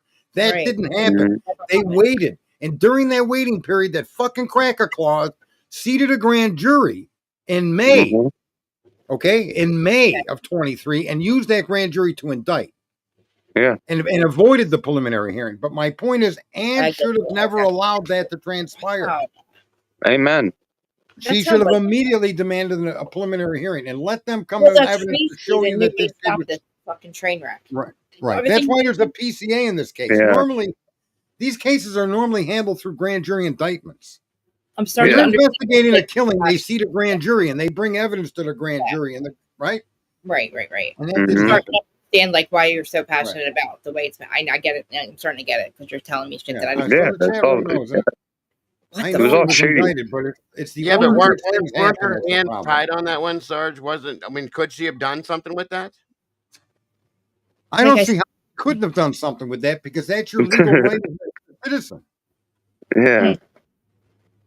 That's the whole process of a preliminary hearing is to ensure It's the like, government isn't charging the wrong person or they yeah. don't have enough evidence, even if it's the right person. That's the purpose of a preliminary hearing. Right, but I'm my understanding is that she had that. They were setting ready to go, and they pulled a secret 6 indictment on months her. later, bro, you can't stick an American in jail for 6 months that's so without Crazy. a I know. presentation to a Especially court to you're supposed justify to it. have a no fucking bail. fast, speedy trial in 6 weeks. So how can you? Yeah, 6 months. You can't arrest me and seat a grand jury and at your leisure and indict me while I'm They sitting in gave him jail. no bail on basis of what? No, Fuck no. on the PCA, the probable cause arrest warrant. Right. What was the problem? What did it say on that? Bullshit. The It was PCA. Go read it. What did the It's PCA long as shit. It's long as shit, and literally fucking says nothing. It's nothing, right? It It's says literally anything. It says Brian was not here. Right. yeah, It was like exactly. the yellow green car. It was a green car, not a white car. It's It the had the biggest wrong piece of. all that It's the longest piece of shit I've ever seen in my life Yeah. Right. for no reason. That's And definitely so Talking about somebody Rudolph actually without the signed red that. nose. And a judge signed that. They're like, he was here at this time, then this time, and here's this time, and this time, and it's like, how do you And even like? I don't even know that shit. Right? And you know that how. Can you show Well, me? now we know they don't. Every time they quoted in their arrest warrant, placed them somewhere that was nowhere near the house. Yeah, didn't they say he said he was sun or stargazing or something, and that would have been way further out than where they even said he wasn't. Well, he wasn't there, but he was not where he said he was, but he was like somewhere in the middle. Preliminary Right. Yeah, hearing the part. would have destroyed this case right at the beginning, and for whatever When When reason, this happened, allowed Dago, How could they not even put him in? What's jail? that? this interview. This Oh yeah, morning. sorry. This morning. That's all right. We'll get it started now. Yeah. It Oh, was this happened this morning.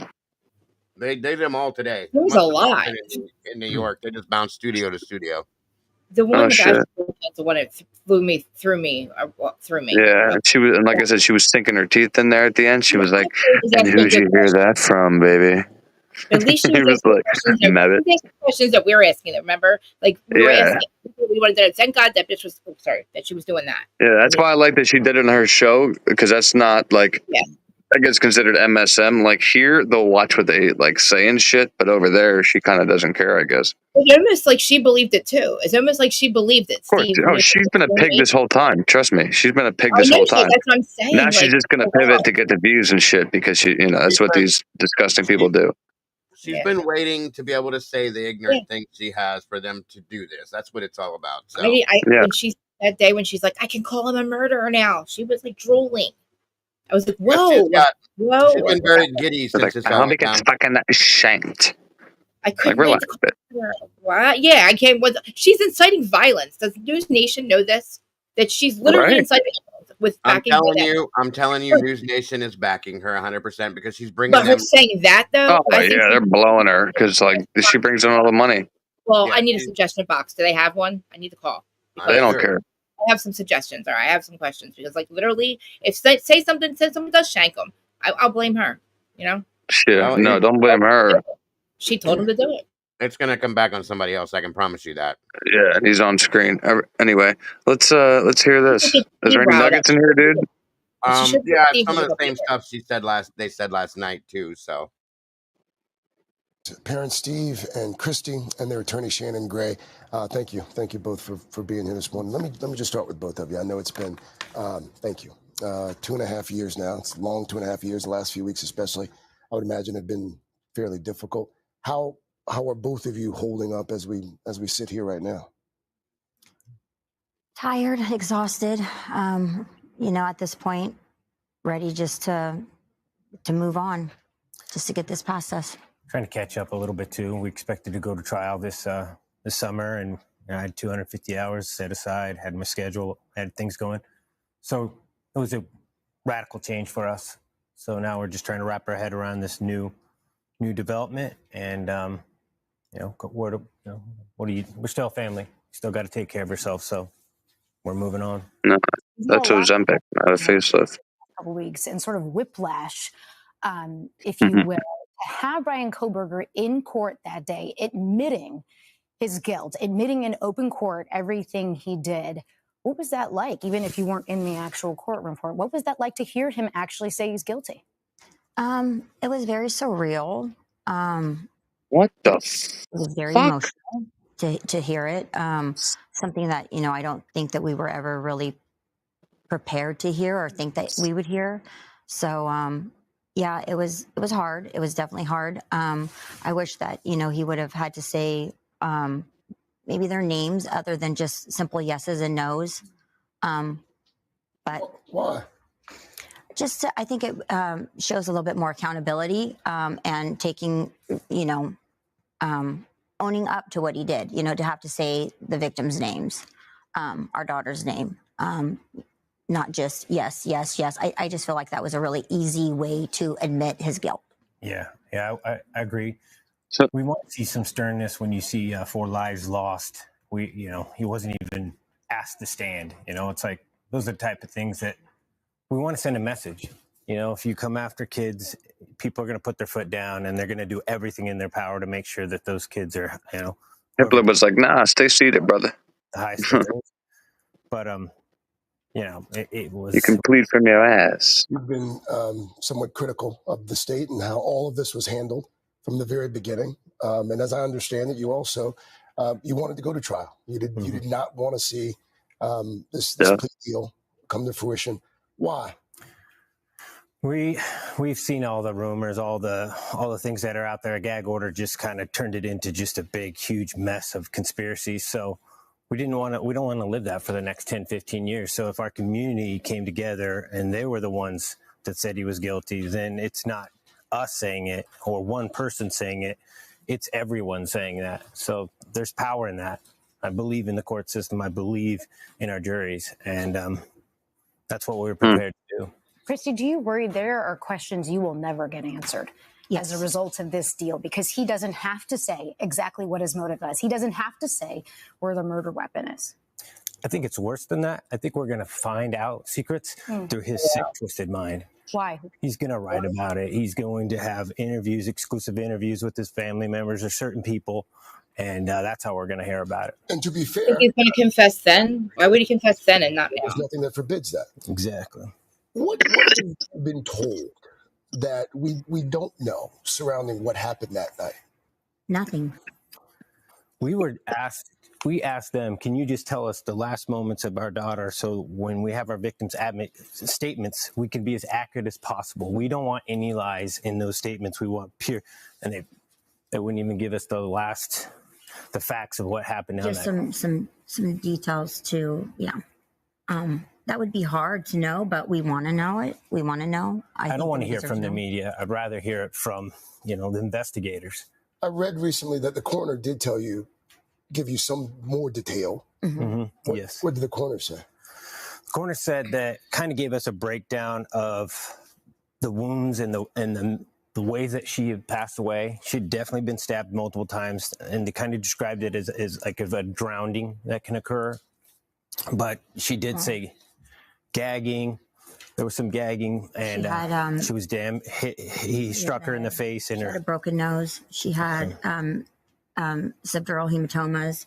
She had asphyxial injuries. She had some defense wounds on her arms. Yeah. And stabbed many, many times. But how many we don't know. And that should be part of the victims. That's a whole lot to happen to just one of the victims in the period of time that this whole thing took. Exactly. For real, and they get nothing fucking on you, dude. And I think and they people are imagine they know misinterpreting that what he much. said. Hold on, People guys. are misinterpreting what he said. He didn't say that she had a gag placed on her, but that she was gagging and she drowned. That means her lungs were filling with blood from the wounds. I know. He did not say she was had a gag placed on her, as many other people are talking about out there. Well, last night, Sarge, he did physically show, though. He said that. Hold on a minute. I'm going to show you something. You missed that one. Okay, Tomboy, thank you. He said that Mabbitt told him that they had markings on the corners of their mouths, as it looked as though something or someone had taken something and shoved it in their mouth to keep them quiet. That is what he said last night. Right. But you're right about that part, that there was drowning. Right. Excuse me, like drowning because there were certain wounds. I do believe internal bleeding will cause you to drown in a sense. Okay. Correct. Within the lung. Yep. So he said both in a sense. But yeah. I'd like to see that other clip. Yeah.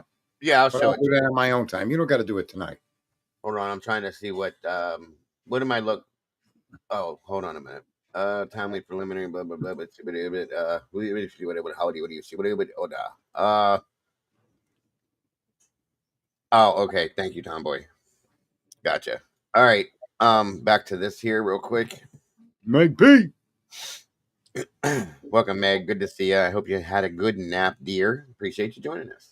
Impact statement, and we shouldn't be robbed of that. We should know all those details, and we don't want to say something that isn't accurate. Like we've heard the amount of times that she was stabbed, but we don't know from the actual fact finders. Shannon, bring you in here. These parents have had to live a literal nightmare for almost 3 years now. Are there other documents that you want to see be made public that could provide them with some of the answers? Well, we had a meeting with the prosecutors already asking about a full disclosure of all the discovery in the case. If you go through the normal course, you'd be public disclosures, public records requests for the next 2 to 3 years to try to get everything. So we've asked about that ahead of time because we want a full copy of the discovery because we don't have any answers. They don't have any answers. And Hippler already said, don't even bother putting in any FORA requests because they will all be denied. So there's that too. Even to them, I imagine.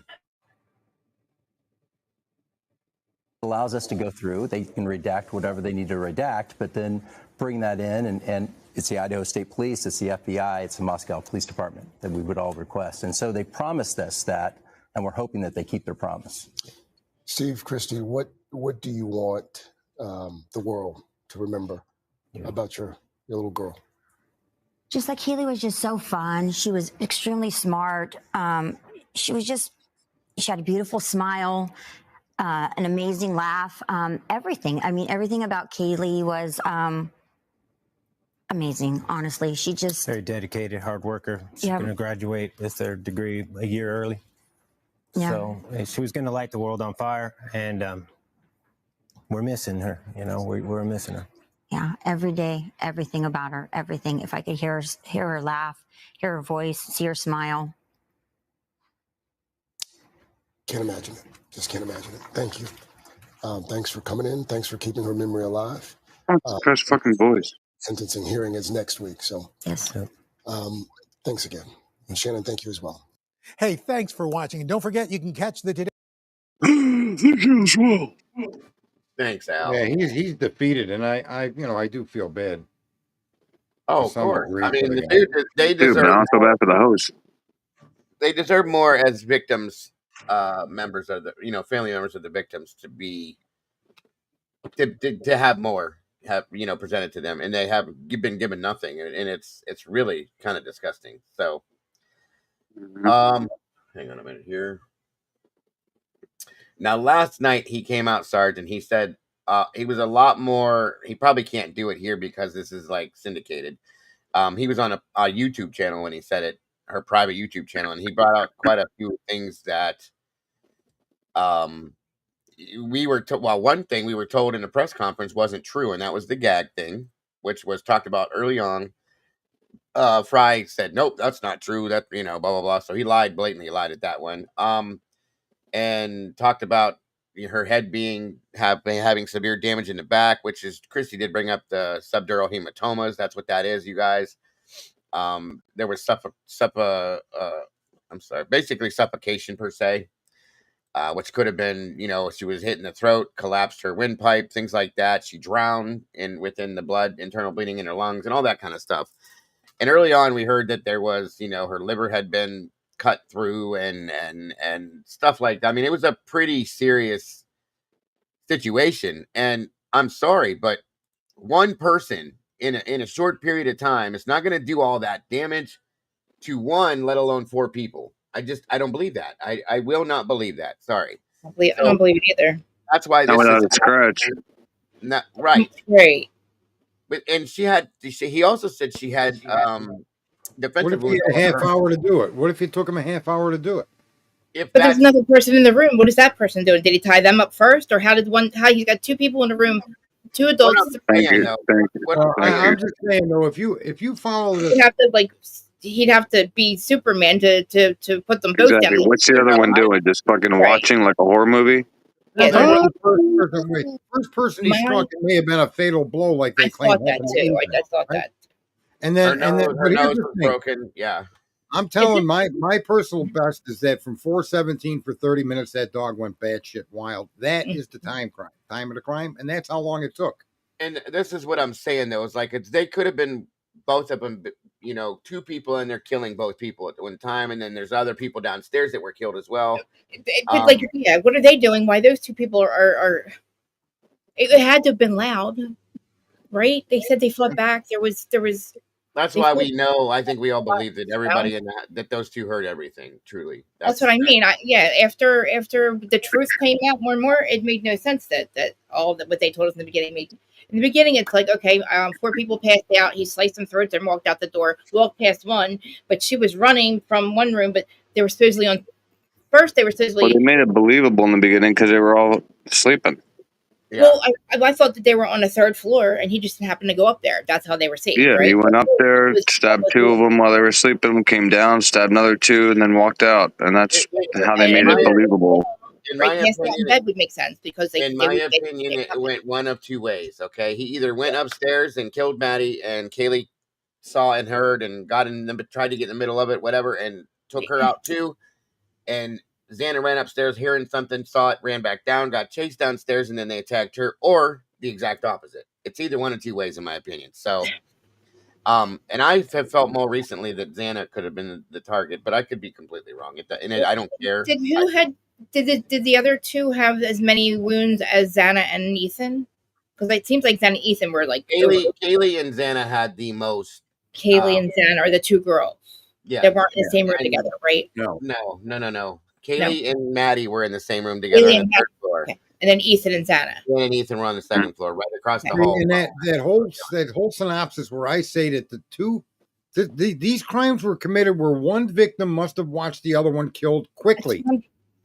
The gag would make sense if there was a gag on Kaylee, and then the person or persons in the room had Maddie, and then when Kaylee realized Maddie had been taken down, been stabbed, murdered, or attacked, she then responded. The same thing looks like it happened in the other room where they said Ethan was taken out with a single blow. Yeah, so whatever they did with the knife, the strike of the knife killed him. Yeah. He didn't have a chance to fight back, and then they carved up his legs after. But Xana fought like a raged animal. So Ethan, to me, it appears like the two people that their loved ones were killed in front of them, and then they responded to defend their loved one, and that's what prompted the struggle. That's what the crime scene screams to me. I think that Ethan was probably somewhat passed out because they had been out drinking all night. They cut his main artery, and he bled out. Okay, so that's what I'm saying. Is that how they probably got one person down? Yeah. If it's one person in the room, if it's one person that did this, right? That would make sense if he was passed out. If they were both, but they also said in the document that Ethan and Xana were killed simultaneously, meaning at the same time. So how is he? Go, got your arm. You stab somebody in the heart, or you stab somebody in a place where it cuts the nerves. You stab them in the throat, and it goes into their spine. The person's completely incapacitated. Right. No matter how big they are, they're done. He's John Wick. It seems a lot of risk to take if you don't know what's going on in that house. One person risks that all that's going to work out that way, right? You know what I mean? Brian Wick. Yeah, don't forget the guy that did this, Krista, has dyspraxia as well. So don't forget that. Yeah. And they took a picture of himself fucking a couple hours later with his thumbs up. No bruise on his hand, no nothing, just True. That's true. Here's a pic. Here's a pic of me. Thank God he took those pictures. On his face, nothing.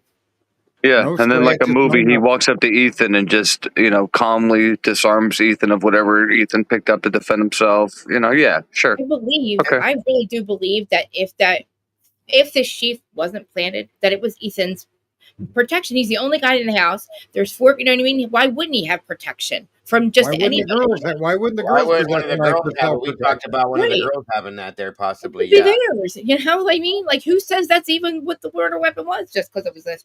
The sheath, that's the only way they're saying, or did a medical examiner say this is a K-bar knife and this, or we don't even know that yet. I mean, we don't know. Yeah, it's the case is a mess, man. It just doesn't. And they just blew smoke up our ass for 2.5 years. Yeah, yep. It worked. It worked. They got their result. But see, in the meantime, there's people like Lana and you guys who are like going through down like rabbit holes. I got lost after the Molly stuff, so I don't know. I heard there's a whole story behind it. Some guy named Lars and all this other stuff. I don't know who they are. I wouldn't even worry about that at this point. Yeah, nothing. Okay. So that's a nothing burger. I don't have to pay attention to any of those lives, right? In my opinion, I don't believe that has anything to do none of that had anything to do with, okay, good. Because I was like, oh, well, we know who did it then. I think that was more smoke and mirrors. They put a lot of that in front of us over the past 2.5 years. As soon as people start looking in one direction, they throw something out there for us to go, hey, look over here. Oh, don't look over here. That happened a lot. That was a lot. People spent millions of man hours trying to figure out who did it, blaming this one, blaming that one. Right. And to what end? When the real problem has always been, if you spent millions of man hours at questioning cracker clause, how dare you arrest an American on that probable cause warrant? Make that make sense, Mr. Officer of the Law Payne. And if we'd have paid attention to hammering them people instead of trying to argue amongst ourselves whether he's innocent or guilty, we probably wouldn't be where we are today. Neither would Steve running around carrying the message from the fucking cops. Right? He lied to the public. Oh, you guys don't know what they got. They got him connecting to the Wi-Fi. They got more DNA than you transfer DNA people know about. All of that was a lie. And it's kind of sad, Sarge, because if you notice, every time he put something out and then somebody called him on it, he had to then go backwards and cover himself on it and re-explain it in a strange way. They really, I'm in that aspect, I feel bad because I really know for a fact now that they used him to get what they wanted, and then they just kind of flushed him. You're done. We don't need you anymore. Sorry for you. Bye. Yeah. He was part of the propaganda machine. Yeah. Yeah, that's what. Yeah, because a lot of people. That's all. I didn't see any. The first time I ever saw Xana's mom was the other day on that interview. I have never seen really anything. Steve's only the one that's that's always been out forefront. And I felt like he was the I don't know, the person. He's always been the only one. Nobody else really came. We did an interview with Kara a year ago, and it was a whole different situation. Yeah, you said that. But nobody else has ever spoken forth, and other than just like private interviews with the news. So he has been in the forefront, and they from the very beginning saw that he was going to be on top. Like, he's not going to sit down until he gets answers. Well, so they took him and used him. So. Yep. That was the perfect. He's the perfect. The perfect. There's still a lot of questions that need answered from Bill Thompson, from the state of Idaho, from the city of Moscow, from the. Where does it begin and end? You know, there's a whole assload of questions that need to be answered. A lot of 3-letter agencies. There may be a whole assload of things that were alleged against Koberger in these secret hearings that we're never going to know about. I mean, his name just didn't come out of the clouds. The FBI targeted this guy, and you have to ask yourself, why this fucking kid? Well, I mean, come on. That's what I'm planning on looking into as much as I can, because it just doesn't make any sense why this guy. They would also prompt him to plead guilty, to put everything under the table. I mean, I just look at it. You know, I know that our police agencies are corrupt, but I think the corruption is more systemic. It's more that they don't know what they're doing is corrupt.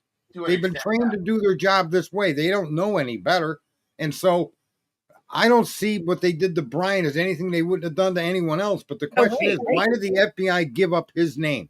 Why did the FBI put cameras and follow him around? Why were they so invested in Brian Koberger? Is Brian Koberger implicated in other crimes the FBI is connected with? And if so, did he plead guilty to this, whether he did it or not? Let's say he didn't do it. Just to squash all the other nonsense that's out there the FBI may have against him? We don't know. But it just doesn't make sense that you pull this guy out of your ass like that. That's what I said. I'm like, what is so special about Brian Koberger? I thought maybe he's an easy. He seems like he could be a Dexter kind of guy. You know what I mean? The way they're making it sound, they could paint him as some kind of Dexter, make us believe it. You know what I mean? He was, Dexter. You know, that's Dexter what he actually had fucking training and knew how to fight and stuff like that, and disarm people. Yeah, he wants to be everybody Brian feel wasn't, Brian wasn't that dude. Right. He seemed like, though, like if like some people were saying, like, you know, he seemed weird and all. Like, I'm a weirdo too. I'm around people. He was. I mean, he'd look at you. Like he likes to put stuff about things that he's interested in. So he's really not. You know, how weird. Everybody's weird. What classifies weird today? You know. Exactly. That's what I'm saying. So people say aspects motives that they give are so random. The motives that they give for his, like, his Google searches and his porn history. It's like, what? Anybody check my shit, you're gonna think I'm a criminal too, okay? You know what I mean? Look at my porn history, you might think I'm a criminal. And they can blame me for a bunch of shit that they. I'm a criminal too. We would all be going. We'd all be in trouble if our deepest, darkest secrets got thrown out there, or just anything. Our Google searches, for fuck's sake. True crime people, the shit that you guys probably search is pretty weirder than probably what I search. You know what I'm saying? Way crazier. Yeah. You guys have a target. I'm just saying. And they both have the sexual twist. But it's weird. They think we're going to believe that. Like, thank you, James, for the super chat. Says Dago. Yeah, so you're just kind of learning about this case. What happened? Sorry, dude. Chat, respect. I'm asking a lot of questions. Probably like my questions, some questions. Thank you, James. James. I'm learning about the corruption of it, basically. You know. There you go. How deep it goes. All I can provide is information on who Brian was. If you want to know that, then my email's on my channel. That's why I can actually back up my shit. Unlike fucking, most of these channels today that just come out with worse shit. Do you still have Rich's interview on your channel, Willie? Yeah, it's my first. It's hidden. It's hidden in the live, but yeah, I renamed the live at least so it. It could be identified. I was like, oh, let me troll this channel real quick. I was going to say, we should play that. We should play that and everybody see what he had to say about him. Yeah, I'm curious. We just curse a lot because it was just more like a conversation than a fucking interview, you know. I appreciate that you do that. No, I can tell that you care and that you did know him or knew of him or knew whatever, Brian. Yeah, that's why, it just irks me that he took this plea. It's like, well, come on, man. I can hear it. I know, and Right, there's stuff we don't know about Mr. Koberger, and I get it. I know, but much argument that he did do it as there was an argument that he didn't. I But mean, even if he didn't, there's a reason he acquiesced. You've got to be in serious. Be facing serious time. For you to face serious time and acquiesce and accept it, there's something weighing on you that gave you that It's motive. like there, you know what I mean? He's already spent 3 years. Think about how horrible that is already. He's already spent 3 years on a crime that he most likely didn't. You must like it because this fucking plan this long-term plan might take 10 years, so he must like it in there. Well, it may even be that there's something about him he doesn't want, that he knows he's not going to escape from. That's never going to end for him. Maybe he has a tablet. Let me just say, I'll give you an example. Let me give you this example. We don't know Koberger, but the FBI apparently did know Koberger, and there may be enough unknown information that they're aware of that Brian realizes he's never going to get out of the judicial system, so he might as well take this case, take the life sentence, and just be done with it all. Just end this whole... I'm telling you, I've had multiple charges, and they reduce them down to jaywalking, and you're like, okay, I'll take that. I'll plead guilty to that. Extreme. That's a very... Not for quadruple homicide. It's extreme. Yeah, but he got a life sentence. The other stuff... I get it. It doesn't make sense any other way. So what? They took away his fucking plea deals, and no way, dude. That's a bad deal. Bad deal. I'm not saying it's a good deal. No one's arguing it was a good deal, but it may be the best deal that he could get for what and no parole. We don't know, right? No parole, no appeals. Fuck no. No, he does have appeals. Fuck no, dude. He does not have appeals. He took his rights away. First of all, okay, they took his fine. He has appeals. I'm not gonna argue. I thought he didn't have appeals. I honestly heard that he didn't. I'm not. He signed it. He waived his right, but they just because somebody's gonna say he has an appeal in some higher court, maybe down the road. But as far as appeals, he waived them. Right, but maybe the Innocence Project, but that's a chance. Part of the fucking deal. No. There's another thing. I have to show it to you. Well, thank you, Satiris, for the super sticker. He's such a dumbass, dude. I get it. A month away from fucking court. I never would have quit. I never would have quit until the fat lady sang. Right. Exactly. I would have asked the judge to recuse himself. I would have asked fucking everybody to go. I would have fired my lawyers. It didn't matter. I'm not admitting to this shit. Are you high? Yeah. No way. Yeah, she is. Look at her. So hard. He tried so hard to see me trying to get mine. I'm opening my eyes. I'm God, I look really hard. Thank you, James. Appreciate that too very much. I gotta hop down a bit though, Dago. No problem, dude. Thanks for joining us. I missed 102 comments here. So it seems like they're gonna come out and probably do 1-2 interviews a day until they get some answers. Does anybody I keep saying? I know you guys probably answered this already, last time I was here. But how come Brian can't give any interviews? Can he give an interview if anybody asks him to? Sure. Why not? Why are we asking? Brian actually has all the documents that have ever been produced against him. He can actually. Okay. There's nothing stopping him from coming forward. They could charge him with a crime. Oh, he broke a seal. There you go, dude. Here you go. You just said it. So if Brian was being forced to plea and all this shit, why isn't he, calling everybody? They're forcing me. Maybe he's waiting for us to call him. Why don't we call him and ask him for an interview? I honestly think that Judge Hippler trapped him. And again, we got to wait to see if they unseal stuff. I think that there's a reason he was pointed at. I don't care if anybody accepts that or not. It's just too coincidental. How are you going to tell me you've been to jail and you're going to say, let's call him? What? What do you mean? Not... when have you ever been in jail and got a phone call? I will. Okay, maybe we can call his lawyer. Hey, you got a phone call? Yeah, okay. Hey, can you tell Brian to call, please? Sorry, all right. Well, yeah. Okay. Well, maybe there's a lot we don't know. There's a lot we don't know, but it doesn't change how the court process unfolded for this guy. I know. No, that's why. I hope Dago's right that the Supreme Court does look at it. It's just. Somebody has to bring it to them, don't they? Somebody that's fighting for it. Somebody has to file. Yeah, maybe he's. Who knows? I don't know. Oh. He was trapped in the end. When's the sentencing? I guess is what is it? Wednesday, the 23rd. The 23rd. That's next week, right? I'll miss it. I'll be busy. Some people got an empire to run. Other people don't. An empire. Oh man. It's crazy. How long is that interview, Willie, that you did with Rich? We talked for quite a while. And He Rich was is his, going into stories about like when they were high together, and then when they like played a prank on him and shit in the snow, and how he didn't, how he didn't really How- retaliate and stuff, and how his Okay. motor blew up, and he didn't really get mad. So Brian really didn't have a temper. So like he gives some pretty good information, a lot better than fucking Fox's interview.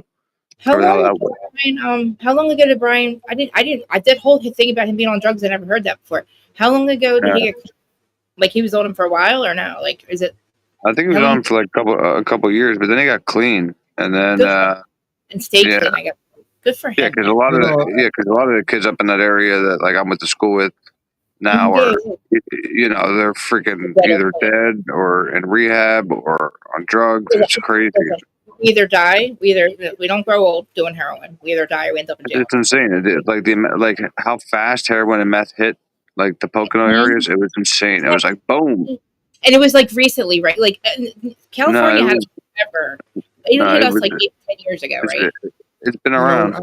It hit us in Jersey like 10 years ago. You really can't really judge another human being because every single one of us have secrets that nobody else knows about.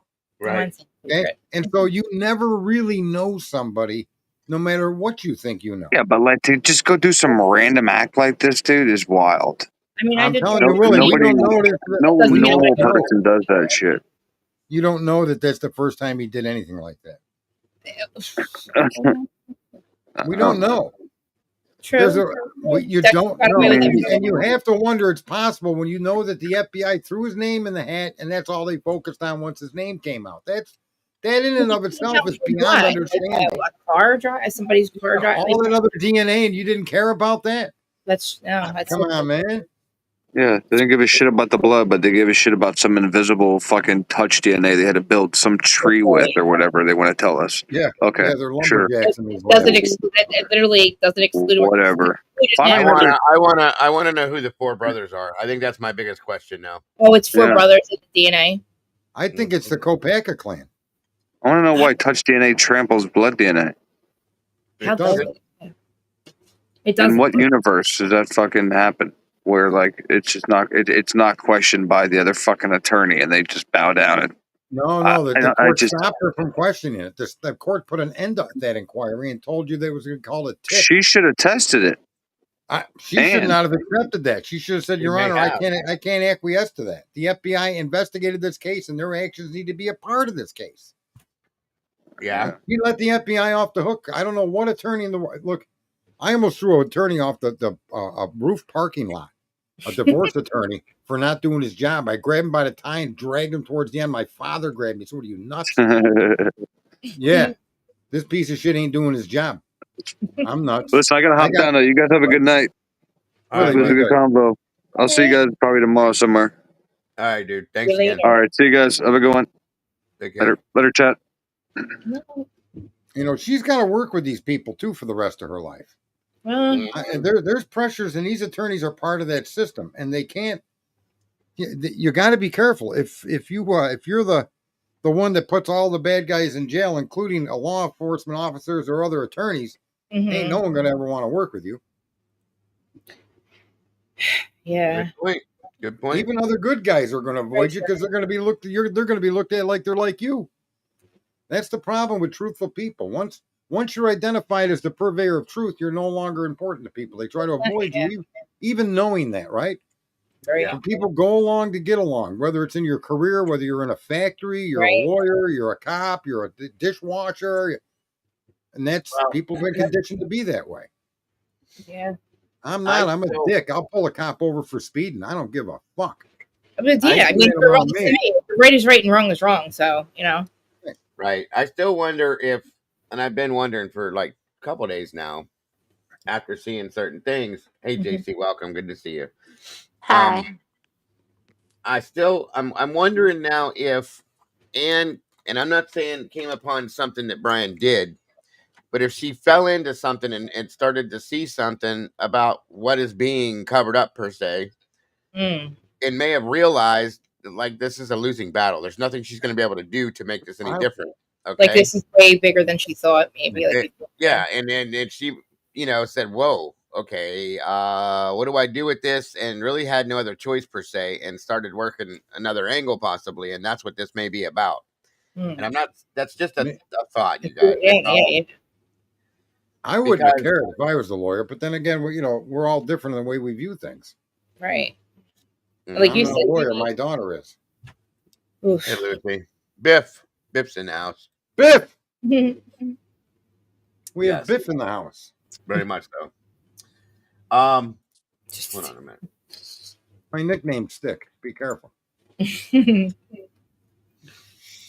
Dago, I can't stay on long, but I just wanted to know if we've found out anything since this has been lifted. Have we found out anything shocking? No. Well, I mean, other than the stuff that we learned last night, the little what did we learn last night? Because I was at work and I couldn't do anything. Oh, okay. Well, Steve did an interview with Trashley Banfield, and he dropped some things that hadn't been put out there before, and said, one, he said that that there were police officers that were like watching court cases and stuff like that were saying, what happened in court today, I don't support this, blah blah blah. So they were giving him little tidbits of information per se, talking about that Brian was watching this kind of porn. I don't care what Bill Thompson said, this was sexually motivated, blah blah blah. And that he had a couple fetishes. One was drunk, passed out girls. The other was gagged girls. And Steve said those two things were going on in that one bedroom, inferring that the girls were gagged. And then Ashley asked him, so like, did somebody tell you that they were actually gagged? And then he pointed out that Mabbitt came forth and said that they had something on their mouth, like markings on their mouths to make it look like they had been gagged. That came out, and then turn around. We were told in the very first press conference, somebody asked that question, that wasn't true. So we were lied to about that, if that's true. He said that they will not release any of the information as to what happened to them, the victims, what exactly, detail by detail happened to them. Like what happened to them before they were stabbed? No, the killings, that what happened within the killings, other than the little details that were leaked out, they won't tell them anything for whatever reason, which I don't understand that at all. They won't give them details. They won't. I guess Kaylee's sisters wanted to do their impact statements, and they wanted to know what happened so that they could add that into their statement. They won't release any of the information to them. I'm trying to think. There was a couple other things talked about that Steve believes that one of the main reasons why they didn't go after, good evening, Teresa, that they didn't go after anything or go after him in any other way is because the prison systems want to use Brian, because he always wanted to be a police officer. They want to use Brian as some kind of an insider in the prisons to work with them and crime. There's no evidence of that. No, I said he thinks. So it's a very strange hypothesis. It is. It's very well. Why would they need Brian Koberger to do that? They have plenty of people that could do that for them. Agreed. Agreed. I'm just saying. This is what Steve has come to the conclusion of. Right.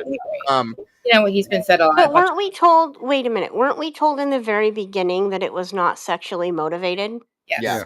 We were just told recently that it wasn't. Like by that's Bill. With his whole Google search thing. That doesn't make sense because it wasn't sexually motivated. You know but what I mean? he thinks now that they were. Actually, I think what happened was Brian Koberger used his shower curtain as a parachute, landed on the deck. Yeah, right. And entered the home through the window there. As TikTok has told us. What's his name? Drip Drop? Yeah. That's what the shower curtain was. It was a parachute. Oh my God. I wouldn't doubt it anymore. Because he was missing. I think Steve is just trying to rationalize why they did what they did. Right. To stay within the confines that Brian did it. Right. But I think he's also still questioning whether Brian did it and did it alone. So he's really conflicted, this guy. Definitely. That's why he's defeated, What he said just about what happened to his daughter is 7 minutes wouldn't be. It would take you 7 minutes just to do what he says was done. You know what I'm saying? Then you got 4 other people to one person. Yeah. Like it's just they're saying they don't even know what happened themselves. So how could they? He How released could they say this details. guy did it? I mean, that's the part that underlies all of this. Is if the police don't know and they don't have evidence, then how can they accuse somebody? That's my question. Like, if they don't, I mean, they know that they were stabbed, though, right? Yeah. And like then like lots of other things that Steve Apparently, said. that's the info we got. Yeah. It was really kind of hard to hear because it's like, oh, I didn't even know. I didn't hear anything. But that's not all they were. Like, there was other And some of the Elantra injuries as well. He said that Mabbitt told him Kaylee's nose was broken. Her face was very, very. Yeah, because remember when he said that she punched it or he punched her? I said she fought for her life. I remember them saying before that she fought. Yeah. Right. And I was like, wait, but I thought that she was passed out. It looked like she was passed out because they made it sound like they thought Xana was passed out. And that's all anybody saw before they called 911. You know what I mean? So when I heard all that, I'm like, what? Really? Like one person? It started to really become clear that what they told us in the very beginning was nothing compared to. Right. So he said that Mabbitt is the only person that gave him any kind of details about Kaylee herself. Right. That her face was pulverized, her nose was broken, that there were subdural hematomas, that there was like gagging and marks, drowning. No, gagging, like gagging on blood, drowning type thing. Exhale. Asphyxiatory injuries, like being asphyxiated. Basically, I think her windpipe was collapsed. The back of her head was caved in per se, and there were also in the beginning we had heard that her liver had. Okay, if all this stuff was going on, how did he do this to 4 people in 7 minutes? And how come one person in the room you'd have to restrain another? One of them you'd have to restrain 2 people at once, right? Because what are you doing to one? What's one doing? Yeah. He's only one. State case does not fit the crime scene. We all know that. The state knows that. Right. And the problem is the public wants to argue that listen, as everybody wants to argue that means he's innocent. But contrary to that argument is the fact that the crime scene could be provably started at 4:17 and last for a half hour. The police described the crime, including Kohlberger, that could not have happened that way, and that's not a surprise to anybody. Right. Doesn't mean he couldn't be the perpetrator. But right. Okay? Maybe. So the problem we have is that they lied, they manipulated, and they told stories that are unprovable, and they convinced the guy to plead guilty to it. Whether he did it or not isn't even part of the formula here. He did what he did with the plea deal, but you're right. Nobody can make what they allege make sense or make a fact argument that that's what happened that night. It doesn't work. I just don't. I guess I don't understand how Bill Thompson is sleeping at night, knowing what he's doing, and knowing that there's another person or persons out there. That's just violent. That's that violent. And what kind of porn that Cracker Claus looks at himself? Cracker Claus. What kind of porn does Cracker Claus look at? I know what he fucking says. I never heard him be called that before. Maybe it'll come out one day. JC at all. It's like I want to know what Bill Thompson looks at right now. Like who's signing off on these arrest warrants? First of all, like who was even like with Marshall who? And then again, so what we were just saying, there was pictures. He took pictures of himself that night. Does he look like he got in a bloodied fight with 4 people? The next morning? The next morning? No, absolutely not. No, not the next morning. The same morning, hours later. And he dressed up like his burglar self because he wanted to memorial. Before they even called the cops to tell anybody there was a problem at the house, he had his picture out there. I think that picture. And I'm sure he's going to go like this when he just committed. Listen. He talked to his mom and dad that morning, around 7 or so. I think that picture was because his mom said she missed him or something. So he took a shower, took a picture, and said, "Everything's great, Mom. Here I am." That's what I think that was. And they completely mutated that to fit their narrative. That's all that was. How weird he is taking a picture after he's murdered 4 people. It's like, wait, how do you know that that's why? To me, I thought he met a girl or something, and I thought that's what he took the picture. The dude didn't look. I think it was because he had a doctor's appointment the next day, and he went. And there was nothing wrong with him. Yeah, and he also had an appointment. A doctor saw him. This is getting crazier every time you guys tell me something. This No, is getting. he had a doctor's appointment on Tuesday. And he had He no also had injury. an appointment for a haircut. He went and did that. He went No grocery visible shopping. injury.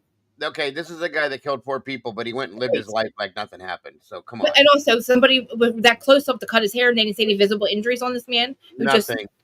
See what I'm saying? I'm sure. And then he went back to work at WSU as a student teacher, and nothing happened. So yeah, I think that the motive to plead guilty is because of other things, right. That may have been coming down the pike for him from the feds. But and I think what though? this solved all of his problems. What is he doing? He's little Brian Koberger. I'm just saying. Seriously, unless he really is like a Dexter type guy, what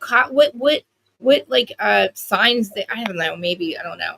He's working. Well, no one knew Dexter was Dexter, according to the series, right? Saying. He's actually resurrected. Did you hear? Yes, he's doing very good. I never watched that show. I just think. Oh, I love it, Sarge. The new show is even better. No, I don't watch. You thought so?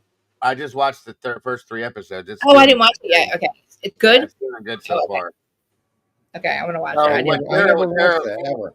Yeah, you'd like it, Sarge. It's pretty good. Oh, you would like it. I think you would. I think people like that. I don't even know. You kind of had your like the mocking person, like the jokester type stuff. He kind of has that. Some of the stuff. He's actually a really likable guy, considering.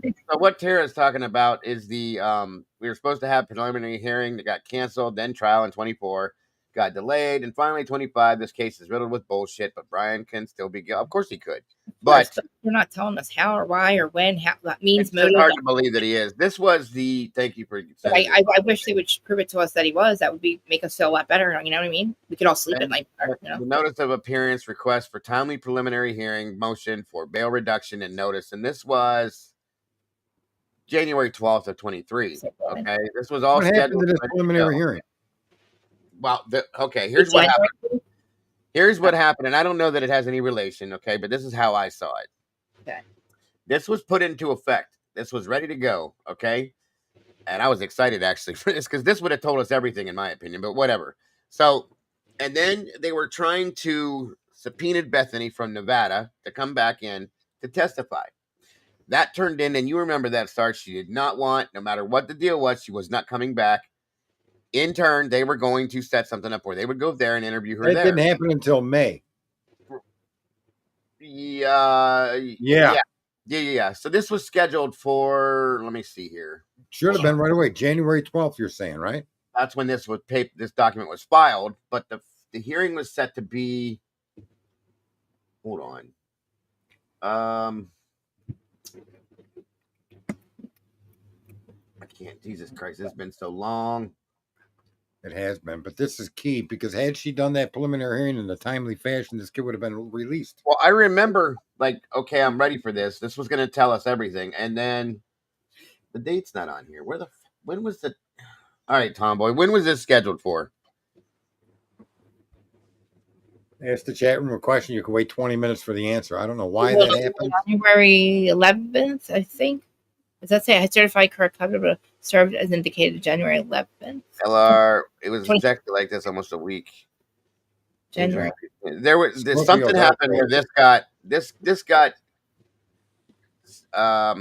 the date I saw on that piece of paper right there. I don't know. No. It got extended or something for some reason. I can't remember what it was. Anyway, and then the whole Bethany thing happened, and then shortly thereafter, they were. What I was just saying is that they tried to subpoena Bethany to this. Okay. And everybody else, they were getting subpoenaed in for this, so on and so forth.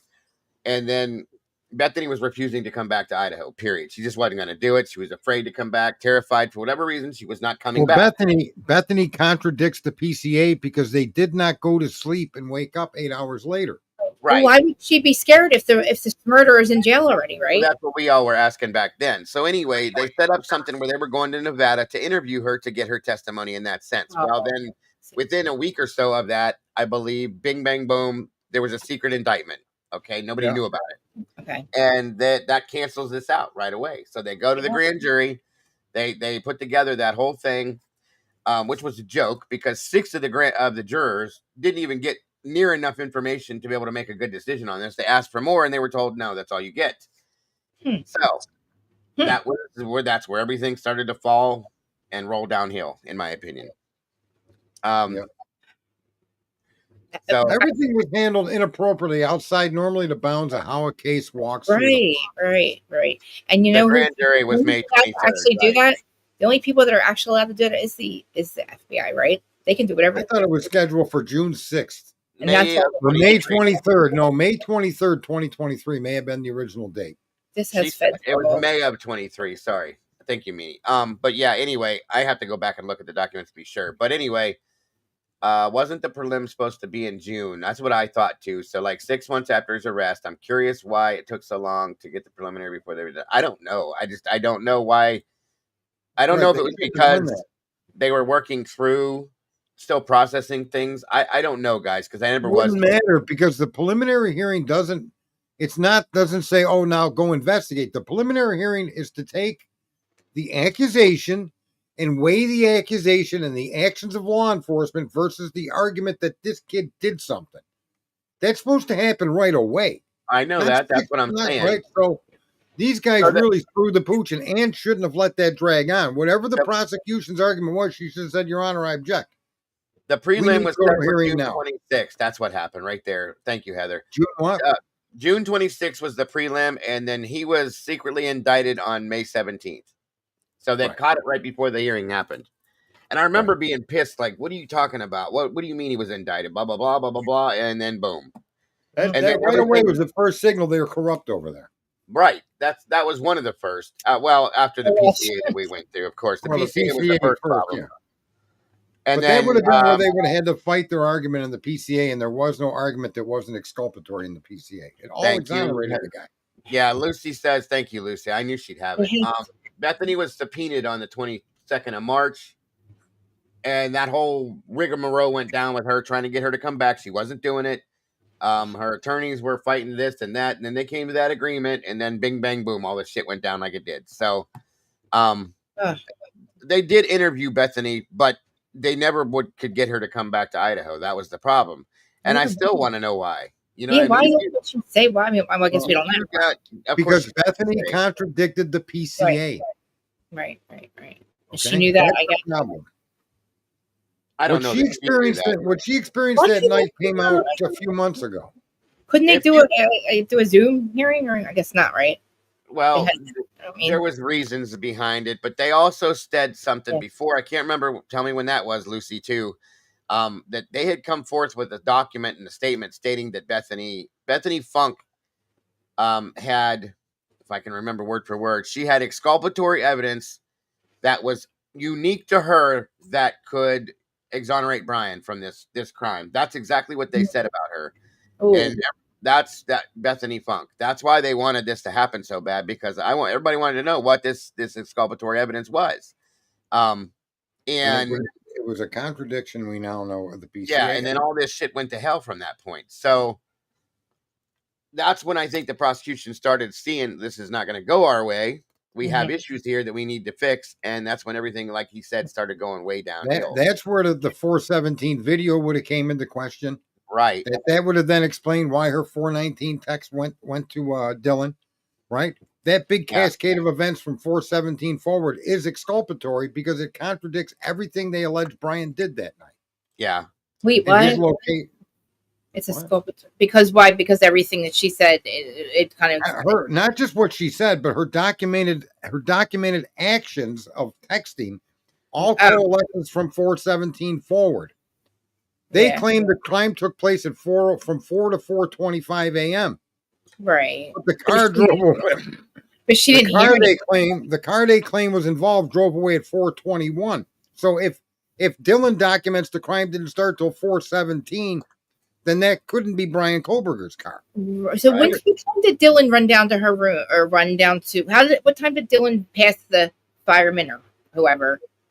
What time was that? Do we know? We don't even know that. I don't even think that ever happened. Like they keep saying that happened, but if can't they go by that? That's when they saw the guy in the house, right?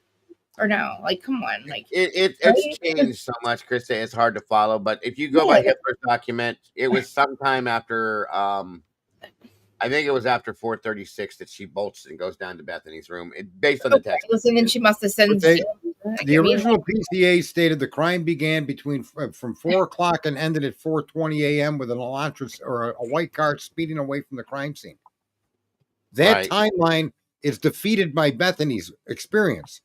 Right. Because that's what the exculpatory evidence. She can testify to what she witnessed, which is unique to her and her own experience. Only she can speak to it. Which is that she saw this person. No, we don't know. She never said what it was. We don't know what it is. We do know. Who allegedly passed him in the hallway? I think we do know what it is. I think we do know what it is because Bethany contacted Dylan first. Remember? Yeah. Everybody's asking why is Bethany texting Dylan first? Bethany's texting. The answer to that is the crime of the dog went nuts a minute and a half earlier. Yeah. I got you. I know what you're saying, Sarge. Okay. See, Bethany's exculpatory information is there for us to see if we just read the documents calmly, and you'll see. Right. That's why I kept arguing. There's no way anybody can defeat that point. The crime didn't start till 4:17. Therefore, the vehicle they catch on a video suspect one be part of the crime. Have a good night, Tandy. Thank you for being here tonight. That's what Bethany is a testimony to. Not even that she has to say that. Her cell phone proves it. Because she texted Dylan first. Yeah, at 4:19, she texted Dylan on the button, 4:19. What's going on? Or what the fuck? She texted Bethany's Dylan. the one upstairs, right? She's the one who's upstairs. She's the one downstairs. No. Downstairs. Dylan's downstairs. No. Bethany is downstairs. Okay. Sorry. Dylan is on the second floor. Got you. Got you. Okay, so at 4:17, a camera picks up a dog, a struggle, a whimper, and a thud. At 4:19 on the button, downstairs. Bethany texts Dylan on the second floor. What the fuck? Okay. That confirms that 4:17 is relevant to the crime.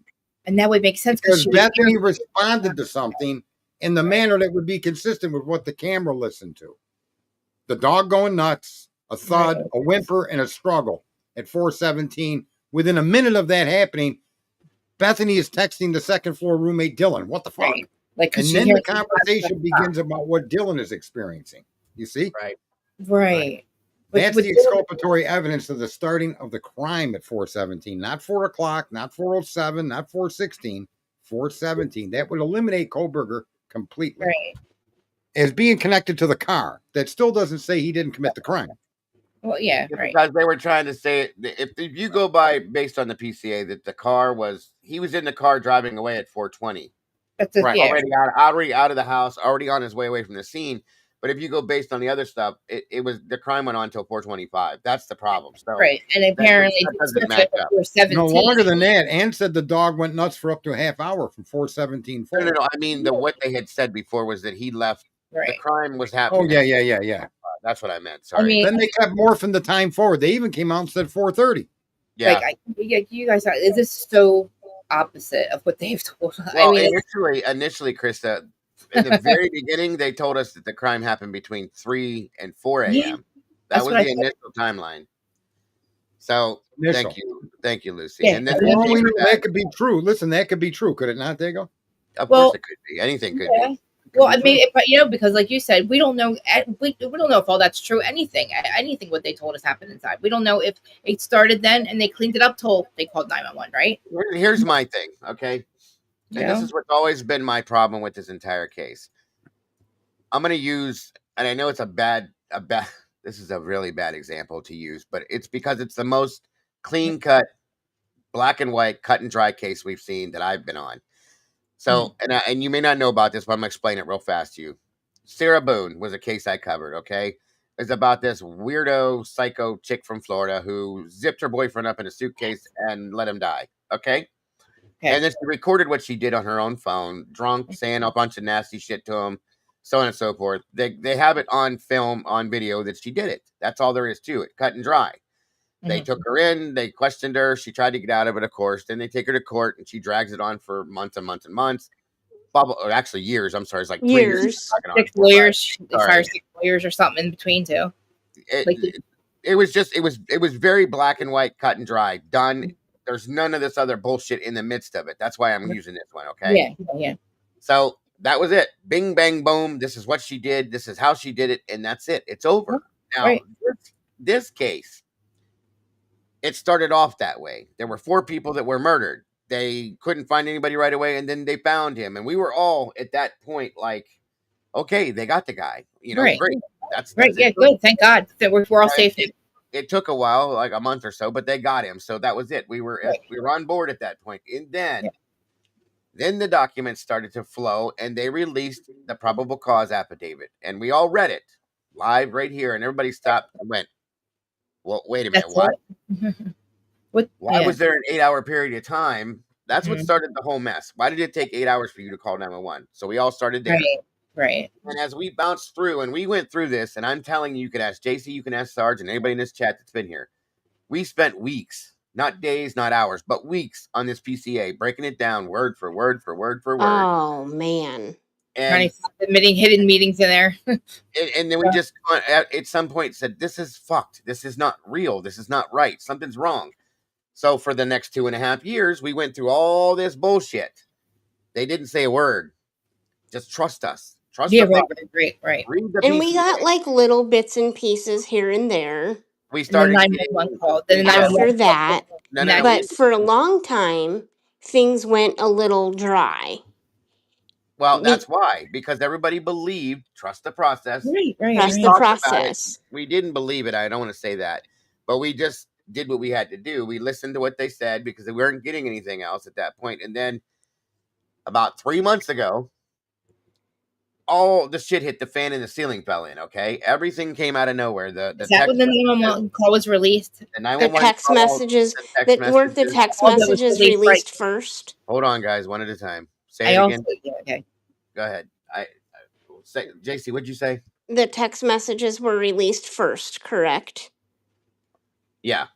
And then we were all waiting for this 911 call to be released for years. They could have released the 911 call right away. There was no reason to withhold any of And that. then then it does get released, and we're like, what? Like, and then we it broke left that us down. Both of those things left me with more questions than answers. Okay, so then actually let me back up a little bit, because before that, there were things like Sarge questioned Dylan and Bethany right away. Okay. He said right out of the gate, those two should have been arrested. Those two look more like suspects than he does, blah, blah, blah. After we went through the PCA, but they weren't. And then we hear, I had somebody that was coming on my channel on a regular basis by the name of WSU Mom Kim. She was giving us pieces of information, and everybody's going, how do you know this? Because her daughter was friends with them, blah, blah, blah. She was being doubted and called a liar. Well, come to find out that a lot of what she said just came to fruition now. But anyway, and we were getting leaks of things here and there. The Linda Lane footage came out. And everybody's going, what the hell is this all about? So we all spent time on that. Once again, wasted time. The whole time, these are all smoke and mirrors, distractions from the actual point to this case. Okay. The whole time, 2.5 years, everybody spent on this to do that. And everybody finally sees, well, half of us. That's where it started to divide right there. Brian's guilty, Brian's innocent, whatever. And everybody's starting to say, okay, this ain't right, that's wrong, this is not right, that's wrong, blah, blah, blah, so on and so forth. And everybody takes their distance, and it starts, okay?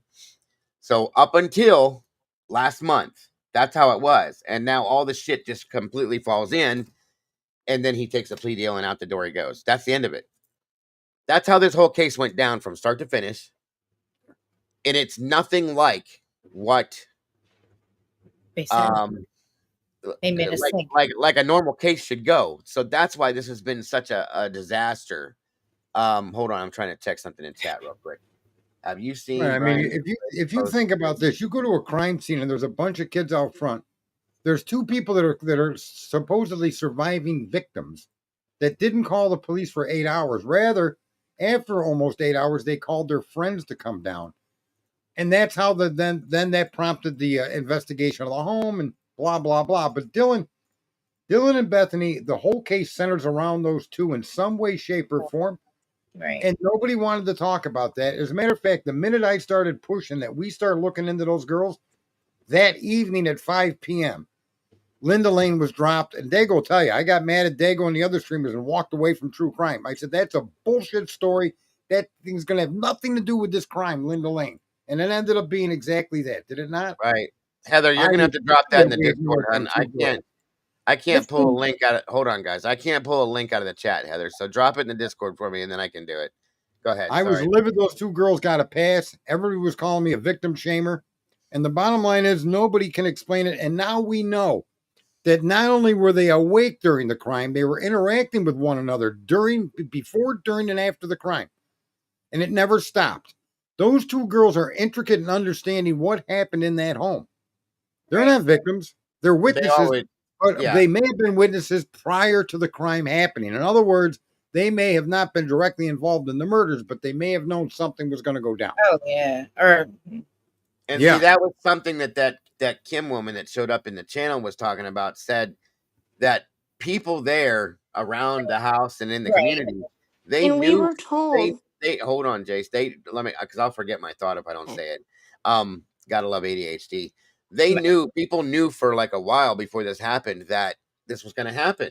Okay, nobody listened to that. Nobody believed that, and then here we sit now, and it kind of looks that way. You know what I'm saying? So go ahead, JC. I'm sorry. Well, I was just going to add, I don't know what you know, but we were told for months and months after this happened, the reason for the 8-hour time delay is because Dylan went into a frozen shock phase, and and she basically went into a frozen shock phase. But we were also told that the girl in the PCA that they were in bed asleep. And so for years, for months and years, we coddled these girls. And then, and I even, talked to somebody that she was one of my friends that I met. She was like robbed. And she said that she went into a frozen shock phase for hours and hours.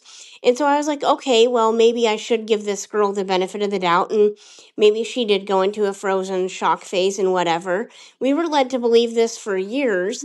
And then all of a sudden, these text messages come out. And she was indeed not in a frozen shock phase. In fact, she was awake on her phone, adding contacts, texting the other, ironically, surviving roommate, and all this other stuff. And that is just what that's what drew the line for me, was when we found out they were awake and she was adding context, asking people if they were out driving still. And then all of a sudden starts texting the only other surviving roommate / witness.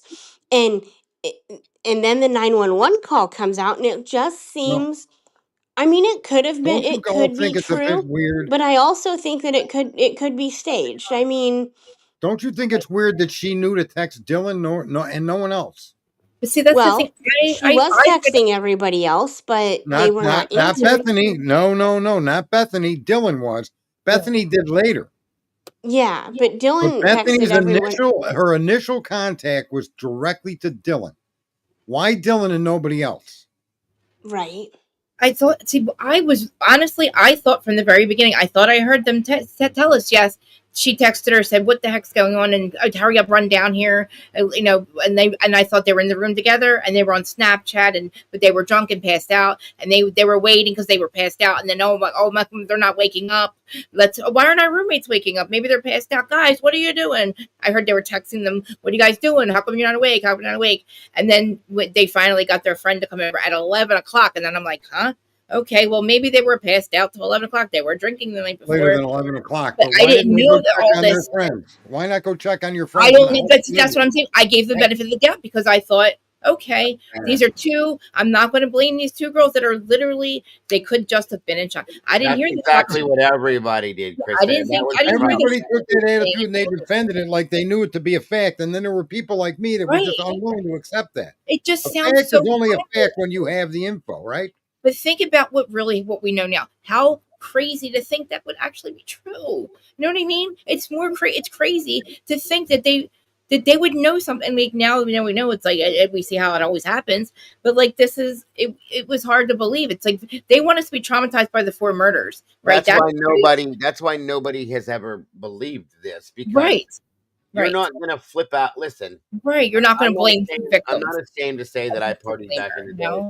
I passed out in the middle of my front yard back in many a times. Okay, when I was younger, Yeah. my friends did, so on and so forth, and nobody thought twice. They just step over top of you. You're Yeah, not yeah. going to go to the extent and the extreme that these girls did for somebody that's passed out when they just had a party the night before of 100 people in that house. Well, It's too, a like you normal pass thing. somebody. Why is it when you claim you saw someone in a mask to your other That's what I'm roommate saying. We that you believe that don't we then believe notify the police? Right. We believe that she said that to her friend, her other roommate. So I'm like, well, that's so weird. It's But not a then she belief. thought that She was Xana texted that. doing. She texted that to Bethany. Right, right. But she made us think that she thought it was Xana dressed up or something. Well, Xana's wearing all black or some shit like that. And I'm like, No, okay, no, maybe dude, he she had a mask on. He had on like a right. ski Well, that's mask. weird. Like, why is she wearing a mask? That's weird. No, what the fuck are you talking about? Some No, shit that's back. not how the conversation went. Right. Dylan specifically identified a guy in a ski mask. Why didn't that prompt either one of them to call Right. 911? Right. That doesn't make sense. We gave them the benefit of the doubt because she They didn't didn't know deserve which. it. Oh, she wasn't sure. They never deserved it. And that's what I mean when people, But like, when we start thinking, and we're not thinking, when like, we we're start also, believing shit, we I start believing in data and we start putting our own personal feelings into the data that we're reading. That's not thinking. well, because they That's wanted why us traumatized at first. They expect us to be we're extremely trained to do traumatized. that. We're trained to do that. That's why a lot of people still get stuck on innocent or guilt. They don't Right. understand that is how you've been conditioned to not pay attention to the Right. fact. The fact of the Exactly. matter is, You're the right. whole case is fucked up from the floor up, and everything the cops did is fucked up from the floor up, and that's what we should be questioning, We are. irrespective of the guy's innocent or guilt. Well, we And I are. don't know why more people can't wrap their head around that. Everything Well, those and women did that there night is is just listen, questionable. Sarge, the other side to that, and I know what you're saying. Not everybody has the experience that you guys have. It's not that. It's not that. It's that people still don't want. If he's innocent, they don't want him to go to the death. You know, they Well, don't I want him to wouldn't die. either. I wouldn't either. I mean, I don't either. I had That's that's half. That's why they're stuck on that. Is in my Well, it's opinion. also But like the fighting for main some. hold on. The main problem is the corruption that had brought this whole thing to the head that What's it's at. all of That's it, right? Right. yeah. That's the So whole issue here. It's All of always been the issue. right. So let's see what this is All right. Kaylee's sister, even though it doesn't look like her. It is her. That Brian just interviewed her, I guess, a little bit ago here. So or earlier today, I'm sorry. I just want to see what this is now. Hang on.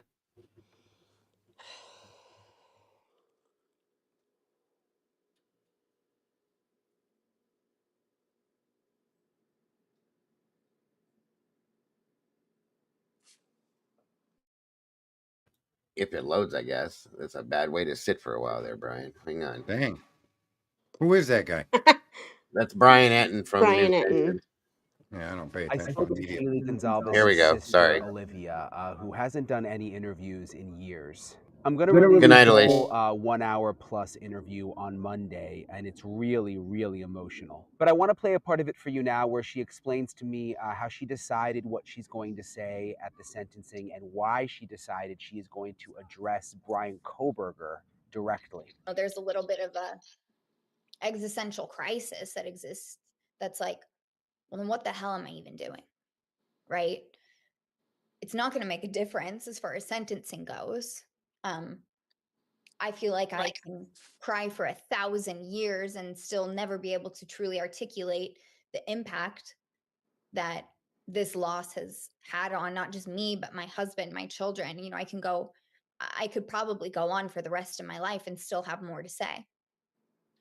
So I kind of had to switch gears because the purpose for me isn't so pointed, right? It's a little vague. And I started writing, like 3 different types of speeches. One was almost like a funeral speech, like, an ode to Kaylee and Maddie. And then one was more so directed towards, like that raw heartbreak of, speaking to them throughout this whole process and, giving them in some semblance a goodbye of like a close to this chapter. And then the third type of speech that I was writing was directed at the defendant himself. And I mean, that's what I eventually went with. So my speech isn't about the process, the court. the lawyers, the judge, it's not even really about Kaylee or Maddie, because Kaylee and Maddie know. They've been with me every single step of the way, you know? And I refuse to get up there and further re-victimize myself over and over and over for a defendant who does not give a damn. I no amount of tears, no amount of, you know, tear jerkers, hearts, nothing is ever going to make him feel anything at best. And at worst, he enjoys it. And I'm just not gonna do it. So again, you can imagine how emotional this is for Olivia.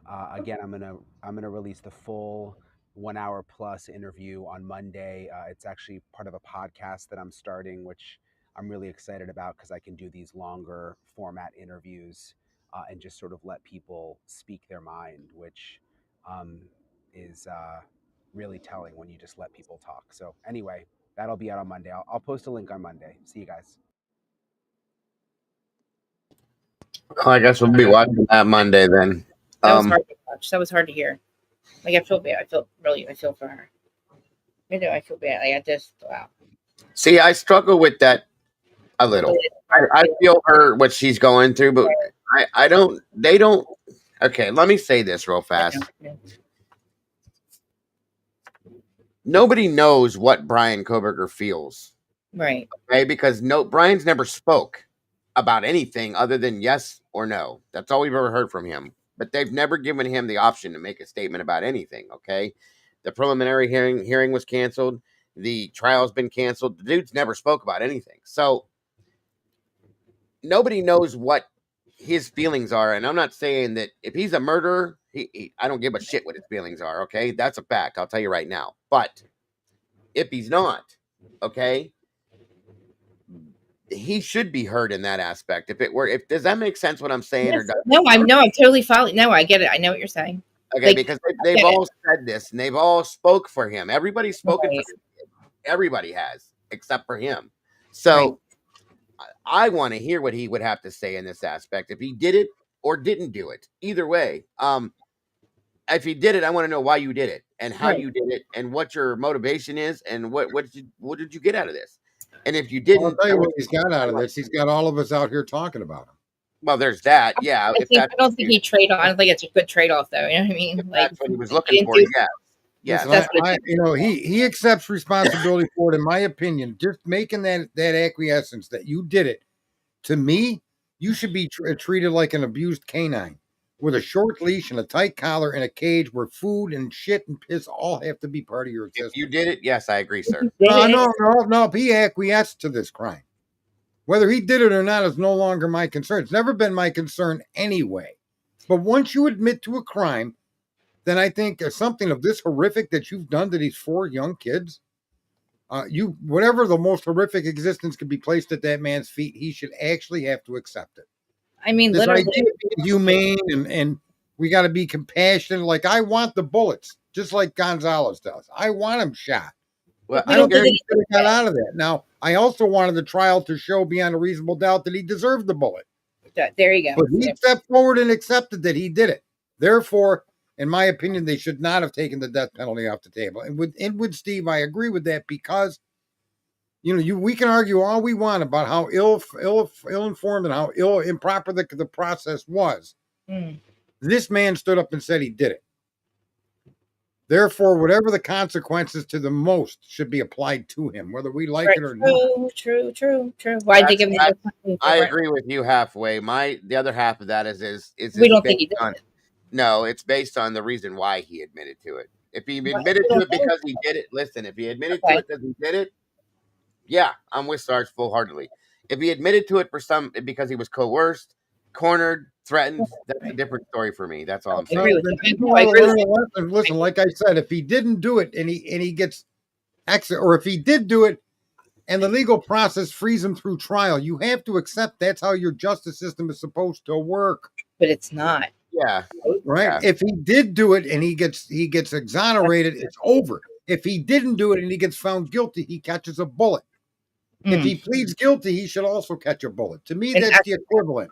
In Idaho, for real though, they do the firing squad, right? Yeah. So this is what I mean. We have all of these preconditions, and listen, when things are black and white, people learn from that. Okay, kill somebody, you're going to be killed. If you admit to killing them and you forego a trial, you're still going to be killed. That should be the way. And here's why: it forces our law enforcement to do a proper job. Right. Right. The ramifications of it all is a defendant that didn't do it wouldn't accept being shot.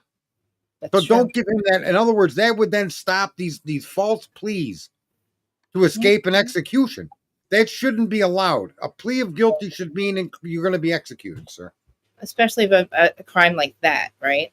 Because Yeah, of what is the death penalty? The one that, if that's not that I'm saying Brian in general, but a person that pleads guilty to that crime, what is the death penalty there? What do they have? What do they bring it back for then? What kind of person do they bring it back for? If that's not the whole reason our justice system is corrupt is because, Dago, I do respect you, but we've let ourselves water down with what we think are reasonable ideas, but they shouldn't be applied to a system of justice where you end up with a guy, let's say he did do this, and now he can spend the rest of his life in jail on our dime. I don't like that.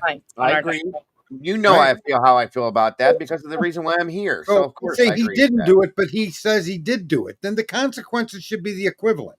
Well, I don't agree with that, and I respect you too, but I disagree with that only because it happens so often, Sarge, that there's so many people that are beyond. Can I just Dago? Isn't that how Bill Thompson, the cracker clause, is getting away with doing what they did? Of course. They sacrificed the real punishment of death. They take it off the table. They pressure the guy. They deny him a way to defend himself. They deny the FBI or the IGG involvement. They hide all of these things. They make all of these lies about where he was. And now Bill saves himself, and he keeps the crooked justice system intact. Yes. By this kid taking a plea with no serious consequence other than life in jail. What I'm saying is we create a double-edged sword with our emotions and our beliefs, and we shouldn't allow ourselves to do that. It's hard. If you said you did it, bro, then you need to be shot in the forehead. End of story. And I know people don't want to look at the world that way, but it would stop the corruption in your justice system because the defendant wouldn't want to do that. Well, I would hope a defendant would think twice about doing that. Brian knew the death penalty was in Idaho because he's why would he choose? Right. Not only that, why would you be arguing right now that he did it if he came out and said he did it and accepted the death penalty? Would I be arguing it? Knowing what we know or no? I mean, everything being equal, if his punishment, the plea deal included execution. Do I believe in the death penalty is what you're asking me, right? Correct. If the punishment didn't change and he accepted a plea that I did it. Come on, he's facing a bullet now, and he said he did it. You wouldn't have a slightly different perspective about this? He did it. If I knew for sure, Chad Daybell believed that there was the bullet, but I don't know because we know that he did what he did, right? But I don't know if I mean, we over believe and we over emotionalize things that are simple. Everybody's guilty, so I can't really say that But if the man comes forward knowing he's going to get a bullet and says, "I did it," he did it. Then yeah, if he says, "Yeah, I did it," and I believe that he did it, then I think he deserves to be shot. Yes. I believe it, but no, you're not following me. You're not following me. You keep changing what I'm saying. If the penalty doesn't change and you're going to be killed and you're 3 weeks away from a trial and you decide you just want to plead guilty to avoid the trial, but your consequences will be the same, including execution, how many innocent defendants, regardless of the pressure, would do that? None. Okay, how many people would take it to trial, okay, the prosecutor, with the death penalty if they knew they were playing games with it? None. They wouldn't even have put the death penalty on the table. Right. You fix everything by having standards. Do you understand? Yeah. I know what you're getting at, but listen. The point that I was trying to make, because you're right about that. It's like it was just said. Tara just said it up here. Like, hold on a minute. Probation never deterred anybody. When they brought along prohibition, people kept drinking. So yeah. Anyway, and I agree with that. I understand what you're saying. At some point, you got to put something out there to make people stop doing the shit that they're doing. And if that's not the best way to do it, I agree with you on that point. What I was saying though, and what I was trying to the point I was trying to make, I should say, is that if by chance in this situation, the kid gave in because somebody threatened to kill his parents if he didn't. and that was something he couldn't, like, he couldn't sleep at night, he couldn't deal with that, or something else like that, then no, I don't agree with you on that part of it. But if it was nothing else like that, he just said, I'm done. It is what it is. I can't handle it anymore. I did it, but I didn't do it. Then yeah, I agree with you. Then that'll stop that kind of shit from happening. That's fully, yes, I wholeheartedly agree with that. So, But it hasn't though. I Would have you a think question. that if he pled guilty, knowing he was going to be executed, regardless if he took a plea or not, He played do you think Bill Thompson would have stood in court and said, "We don't have evidence to place him at that home"? Don't you think that investigation would have been more conclusive, and maybe even Brian Koberger wouldn't be in this position if the prosecution knew that this kid would be executed, whether he pled guilty or went to trial? Don't you think the prosecution would be more intent on trying to get it to be prepared for a trial to show Yeah. the man's guilt? yes. Okay. Yeah. So if a man's willing to stand up and sacrifice his own life by saying, "I did it," then wouldn't most people observing it consider he did it because he's going to be killed for what he just said? He must have did it. You see, it Well, changes that's what the most people are whole doing right now. scenario. Right. There's like, well, he said he did it, so that's it. That's what most But everybody's in doing this right now. situation, I'm like, he what? saved himself from a death penalty. That's Can why I'm he saying be? plea deals I have should a not be question. allowed. See, Hold the people on. saying that are also wishing death on him and not knowing. You know what I mean? It's But like, plea deals are a problem. That's all I'm trying to point out. yeah, Plea I deals know, cause I know. all I these hear you problems. on that. I do hear you on that. What'd you say, Jace? Sarge, I have a couple questions now. Yeah. Are plea deals made to cover up corruption?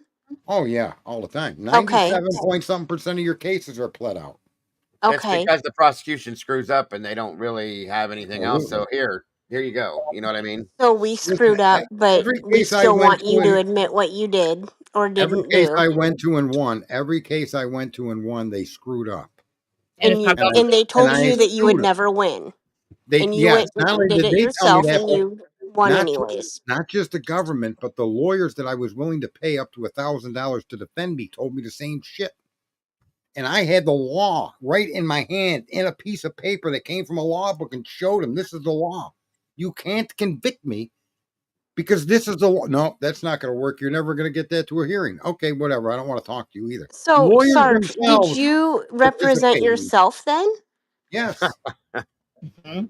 yes, and I won. Because Exactly. the lawyers told you you'd never win, so you're like, okay, I'm just gonna fucking do it myself, and you did it and you won. Yes, 3 times. Oh my Because you god! knew that they screwed up, right? Because you knew they screwed up, right? No, it's not that they screwed up. They don't get any consequences for it. But what I'm trying to say is the process of a plea bargain is a bad deal. Yeah. He Guilty didn't trust people anybody plead. else And to then represent my him. second question is, Yeah. okay, he pled guilty. Okay, like whatever. If there was ever any like exculpatory evidence that could exonerate him, could he be charged with is it called obstruction of justice, or Not Brian. No, he couldn't be charged. he No, couldn't be? No. no, Exculpatory because that's evidence. He'd not. have a hard time getting that in front of a court, though. He would. And He by would the have way, to make. He would have to make an appeal based on new evidence, and the court would have to accept it. An appellate court. If they denied it, he'd have to go up to a district court, appellate court, Supreme Court. yeah. So he'd have to fight to get it in. Yeah. And by the way, I just threw a poll up in the chat, guys. Because since everybody seems to like polls, it's pretty basic. So, will Brian rescind his plea, or will he not, or do you not know? Just out of curiosity, I want to see what everybody thinks. So, I don't think people realize just how bad the police system is and why it allows corruption to just grow. I don't think it should be in a case like this. Okay, let me say it that way. In any case, bro. Well, no, I mean, if you get robbery or something like that, I think that's a little different. But like this here, in any kind of a murder trial whatsoever, especially a capital case, there should never be allowed to be pleas. Period. That should always have to go to trial, and they should have to do the full Monty on it. Why would you allow it to happen in any case? Because the cases that are the ones that are most manipulated are the minor ones, like the robbery you're talking about. They accused this black guy of something that he didn't do, and no lawyer. Like I went to lawyers, I had the means to pay the lawyers, and I had the capacity to go to law libraries and do my own lawyering. All of these plea bargains, I'm telling you, you can't have 97.9% of your cases solved through plea bargains and argue that you got all the people that were guilty. Because you're right, many innocent people will plead guilty. And argue that you've won every case that you've ever brought to the table. Correct. You need the system to play the system as it was designed, not these shortcuts which they could actually falsely accuse, they can misidentify, they can frame people. And who's got the money to pay a lawyer? That's exactly what Bill Thompson has done because now to the normal public, the state of Idaho looks amazing. Well, they didn't do anything. Yeah. Bill Thompson has said that he's never lost a case. Well, that's because you pled out every case you've had. Okay. Right. Every single one. He pleads everything.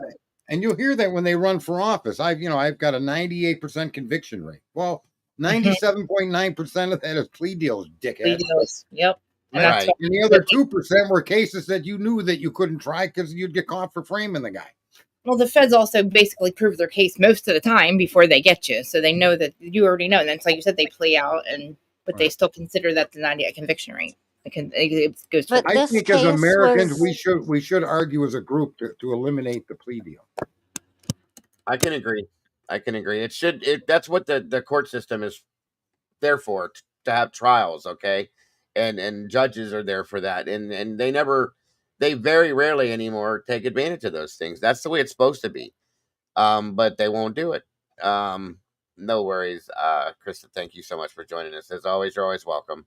Have a good night. Oh, Jesse's in the chat again. Jesse, what time is it, bro? It's late. No, it's probably like 1 o'clock. It's noon. It's noon at Jesse's. Yeah. Good to see you, sir. Because I think Jesse and I are 12 hours apart. You could bring him up here. He can eat in front of us again. Yeah. He likes doing that. Hey, we lost somebody. But I have a question. Yeah, Dago. Was this Sarge Dago? Was this case, because I'm starting to feel like this case was corrupt from the day one. That's how I feel. Yeah. I think this was a plan, JC. I know it sounds stupid, but the way everything's like all the cogs are fitting in now at this point, I think this was going to happen no matter what. From day one, I think they already had this written out, this chapter, and they flat out lied to us. Of course. And this is the end of the chapter at this point. Now, will there be a bonus chapter? I don't know. There could be. I would hope to see there would be, because even though Sarge has made his point that it doesn't matter whether Brian did it or didn't do it, the corruption is what we're supposed to be focused on, and we are. It doesn't matter if he did or didn't do it. His rights were violated. There's that, and I don't want to see anybody that did. There's too many people going to prison that didn't commit crimes that they're accused of. So even if he committed a crime, we have to place value on the process being maintained. And that's why I'm so animate about not coming down on one side or the other. It's not relevant.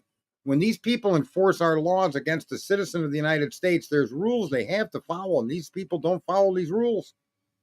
They know 97% of the time they're going to get the result that they're looking for. It's throw you in jail or fine you or put you on probation. This whole case in Karen Reed has absolutely just opened my eyes that, the states have to do things legally too.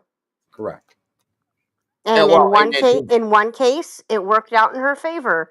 In another case, it's not so much going to work out in his favor.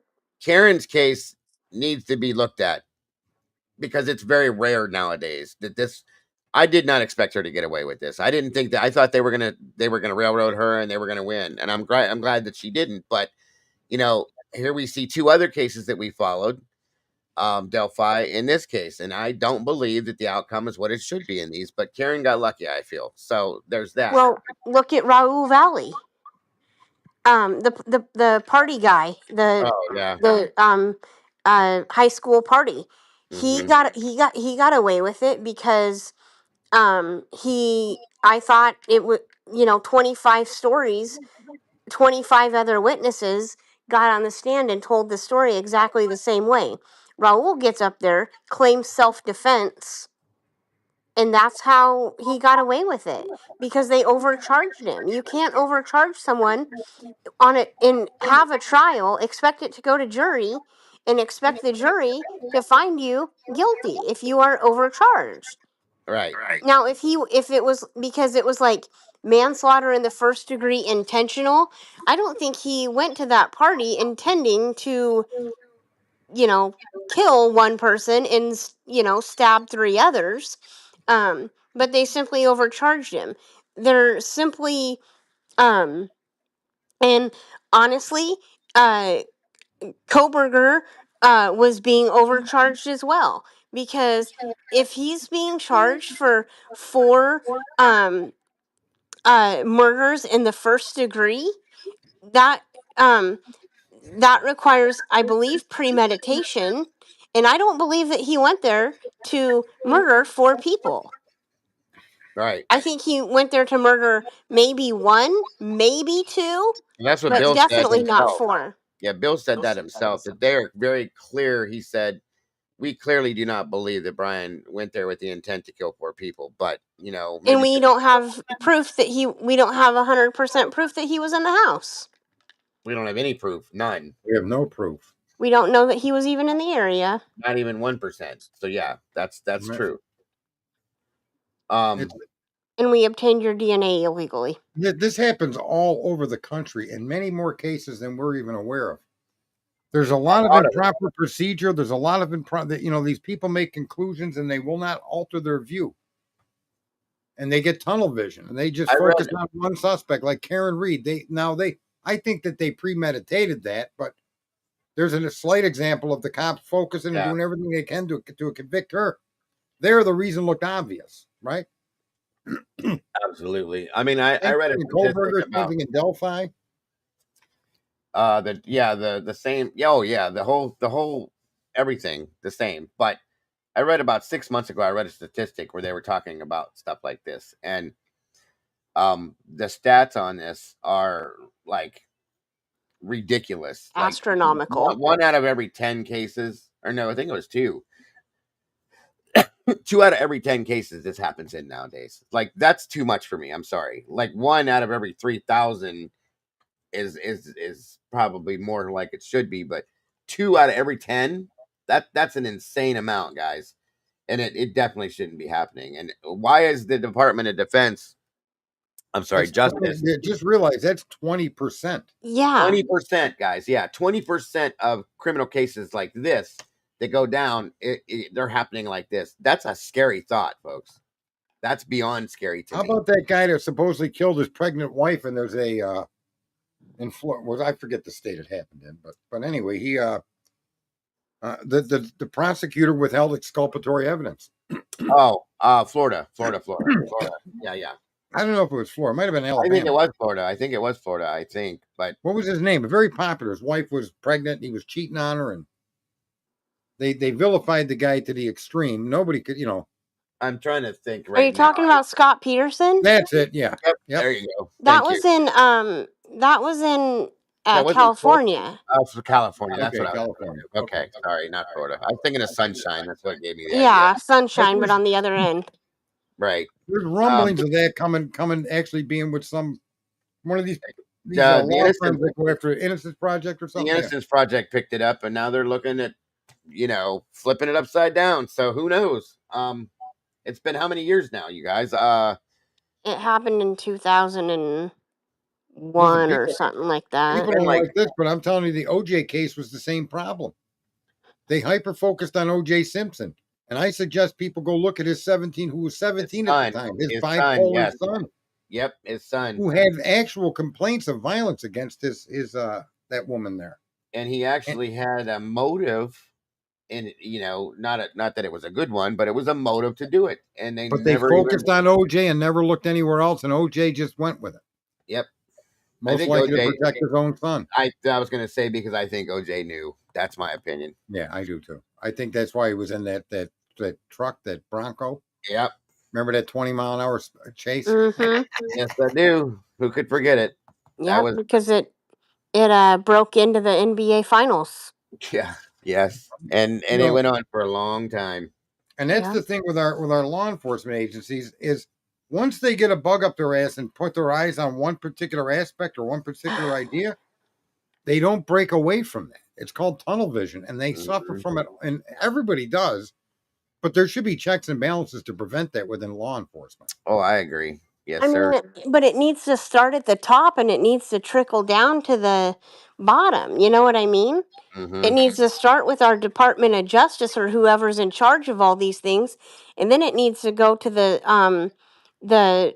state polices, and then it needs to go to and then I think training just needs to be better. That's all there. training's a big one, JC. That's a fact. That's all there is to it. That's simple.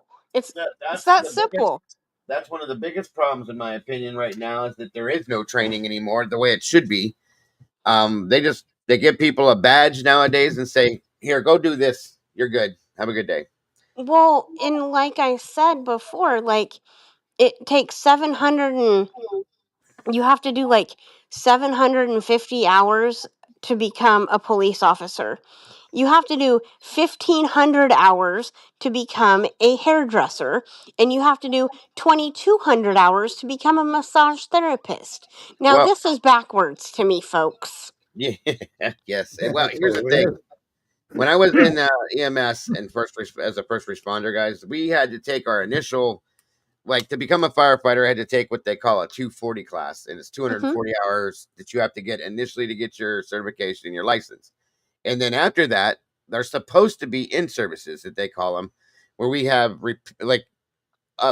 constant training to keep updated. Yeah, it's called continuing education. Continuing education, thank you. And they're called in-services constantly. Same with being a medic or an EMT or whatever you got to do, is there are constant in-services and continued training, education, whatever you want to call it. So that has started in the police officers, that if you carry a civil service license, that's any of you, even like a mailman, civil servant, they have to do this continuing education.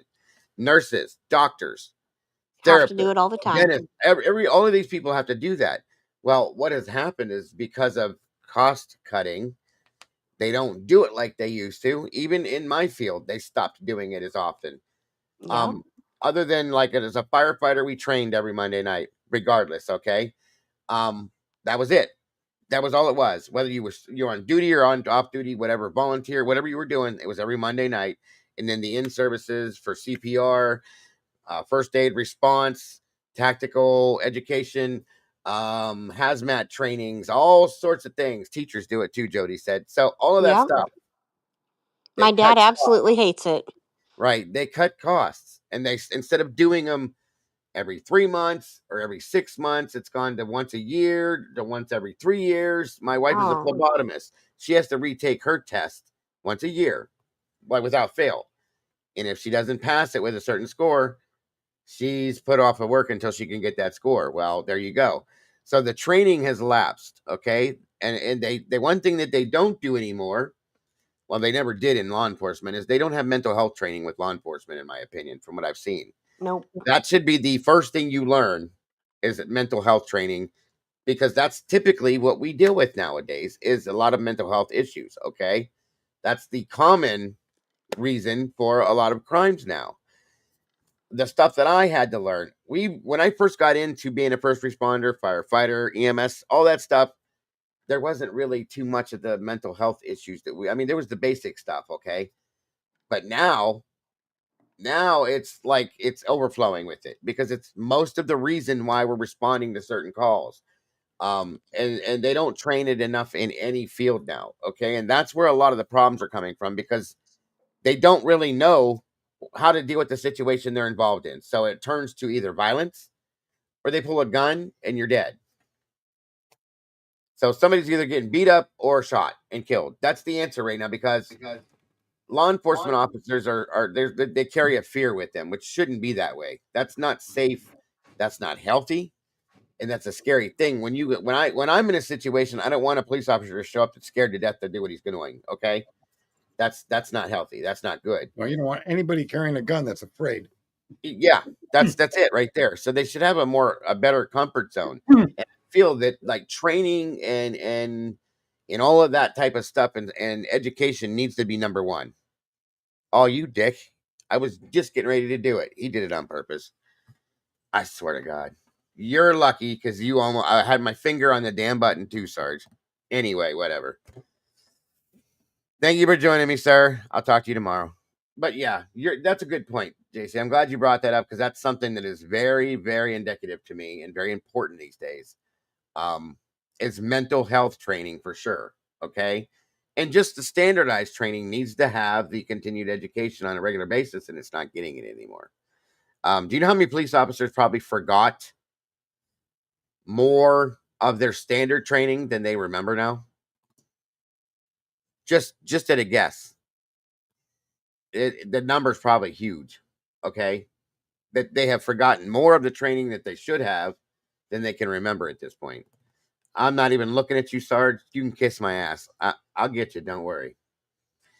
Every damn time he does this. Are you still here, JC? Because you're muted.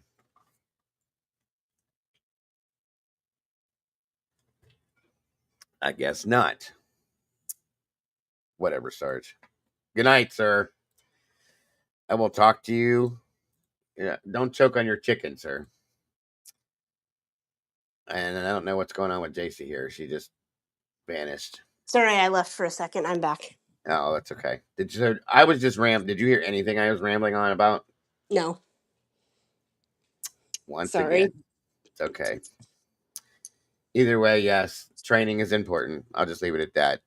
That's gonna kill it for tonight, folks, because it's 3.5 hours, and it's 1 a.m, and it's Dago CP time. Well, I was just surprised to see you on in the first place. I was like, wow, he's on. Oh, I've been doing these late shows every other night, so or every night. I don't know how much many more I'll do, but they've been enjoyable conversations, and there's a lot of good stuff that comes out of them. They've been enjoyed by everybody else, from my understanding, so that's why I've been doing them. Yeah, if I can catch you, I will. I don't know I know that you have a weird, like, well, it seems weird, like your shift is different. It changes and it's weird. I work every other weekend, every other Friday, Saturday, Sunday. Got you. That's awesome, Truth Seeker. I hope that he does well. Please tell him to protect his body. You don't want to end up like me.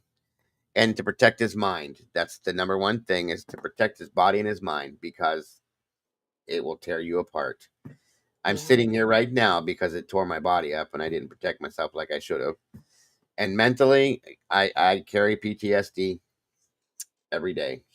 So you have to it's not for everybody, for one, and you'll know right away if it's not. Don't force it if it's not for him. If he doesn't want it, if he gets in it and it just feels like it's not right, then tell him to walk away. That's the safest thing to do, because mentally it will destroy you. Yeah. But all right, well, I'm going to jump down, but I'll catch the replay. Yes, ma'am. And I'll see you. Are you doing morning tomorrow? Yeah, I'll be here in the morning. I'm done tonight anyway, so have a good night, JC. Thank you for joining me. All right, thanks for having me. Bye-bye. There was a lot of over talking tonight, and I apologize. I think some people were on delays. That happens a lot, guys. And it's not realized that people are on delays, so they don't think people are talking, and then they start talking. And I gathered that for two of us up here tonight. Not me, but two of the others. So that's why a lot of that over talking was happening. Besides that, my apologies if it irritated anyone. It does happen. You too, Satiris, and thank you for that. Well, I hope you didn't work too hard, Joanne. He says he loves it. You'll be able to tell, and he'll know. Here's what I did, though. Okay, I did love what I did. I loved it. I do. I still love it. Okay, I would go back to it right now if I could, but I can't. Mentally, it's very taxing. Emotionally, it's very taxing, and this is where my PTSD came from. Okay, early into it, I dealt with things that a lot of retired medics didn't have to deal with once in their career. I dealt with a lot of it very early on, all at one time. Okay, as compared to the opposite. So, and it dealt a toll. It did mentally. That's why I do what I do here. That's why I have such a passion for certain cases, if you notice, because I've seen certain things physically and emotionally. It drained me. And so that's why I became so passionate for like certain things in here. So anyway, it'll break you down. And I don't like seeing that happen. I know a few other guys that I worked with that are probably in the same boat that I am now. Human beings are the most important thing on this planet. Okay, they should be. That's why I really get disgusted and hate when people try to break each other down and try to tear each other down. We go through enough you guys. We really do. Okay. Alone, without having somebody else try to drag us down and hurt us and break us into pieces. There's enough that we deal with as people. Surviving every single day, waking up, taking in your first breath of oxygen, getting up and living your day every day is hard enough to do without having somebody else try to make it twice as hard on you. So that's what my community is based on. Why I started this platform, why I am the way I am in here, is because of the things that I've seen and dealt with in my life. I'm 50 years old and dealt with a lot that you wouldn't even believe at my age. But I'm okay with that because I did it because I wanted to do it. Okay. I wasn't forced to do it. Nobody twisted my arm. I could have walked away at any time from anything that I've had in my life. And I've dealt with addiction issues because of those things, because of the pain that I went through when I hurt myself, and alcohol issues because of my PTSD and pain and stuff like that. Trying to self-medicate myself, and it's not the answer, as I learned, and I got away from that too because I have people that relied on me and care about me. And that was the number one priority, and it still is, and it should be with anybody. But it's not the easiest thing to deal with. So, yes, I'm only 50. I know I look so much older than that, don't I? That's what life does to you, Satirius. So, but if you have the ability to avoid situations, is what the whole point of this statement that I'm making is if you put yourself there and you see this situation is this is going to be bad on me, and you have the ability to step away from that before it's too late, do it. Okay, don't purposely put yourself through that. It doesn't make sense to do that. That's a mistake. I'm telling you. I don't care if you think it's the only job in the world. There's another job for you, rather than like destroying your mind or your soul. Don't do that to yourself. It's not worth it. Okay, it is not worth it. Enjoy your life. We only got one. Remember that. And do the best you can for yourself and your family. But don't ever, ever, ever purposely step into a situation that's going to destroy you just because you think you have to. That's all I'm saying. If you're only 50, I'm 60 in September, struggling with it. I've had what I have probably for the last... I've been going through what I'm going through since I was 30. Okay, so 20 years at the minimum. And I'm okay with what I deal with every day. And truly, I've said this before, a lot of people don't know, but this is therapy for me. Every day that I'm in here, I love it. I love the people. I love the community. I love the conversations. And like I said, I got into this, one of the main reasons I got into this is because a friend of mine was murdered when we were 12. I was 11, he was 12.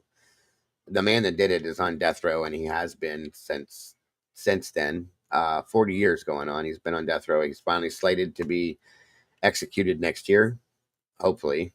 And I've always wanted to see, justice for that kind of stuff. Believing in that, once these victims have what happens to them happens, they don't have a voice anymore. Somebody has to say what they have to say for them. That's why I started doing it. So, this case is very passionate to me. It always has been. The Sebastian Rogers case hit me really hard. Summer Wells hit me very hard. I was really upset about the Gabby Petito case. Delphi became very important to me. So I take them all desperately, passionately. Okay. I don't know what I just said there, but missing children or children that are abused, those cases are hard for me because I've seen a lot of that kind of stuff. And I've lost a lot of children at my own hands. I've done my best to save them, but that's where the PTSD came from. So, and that's not something that just goes away. It's there till I'm no longer here. But I deal with it. So don't ever put yourself somewhere don't ever purposely put yourself somewhere that you don't have to be in. If you have you always have another choice, folks, is all I'm saying. because it will hurt you, it will ruin you, and it can destroy you.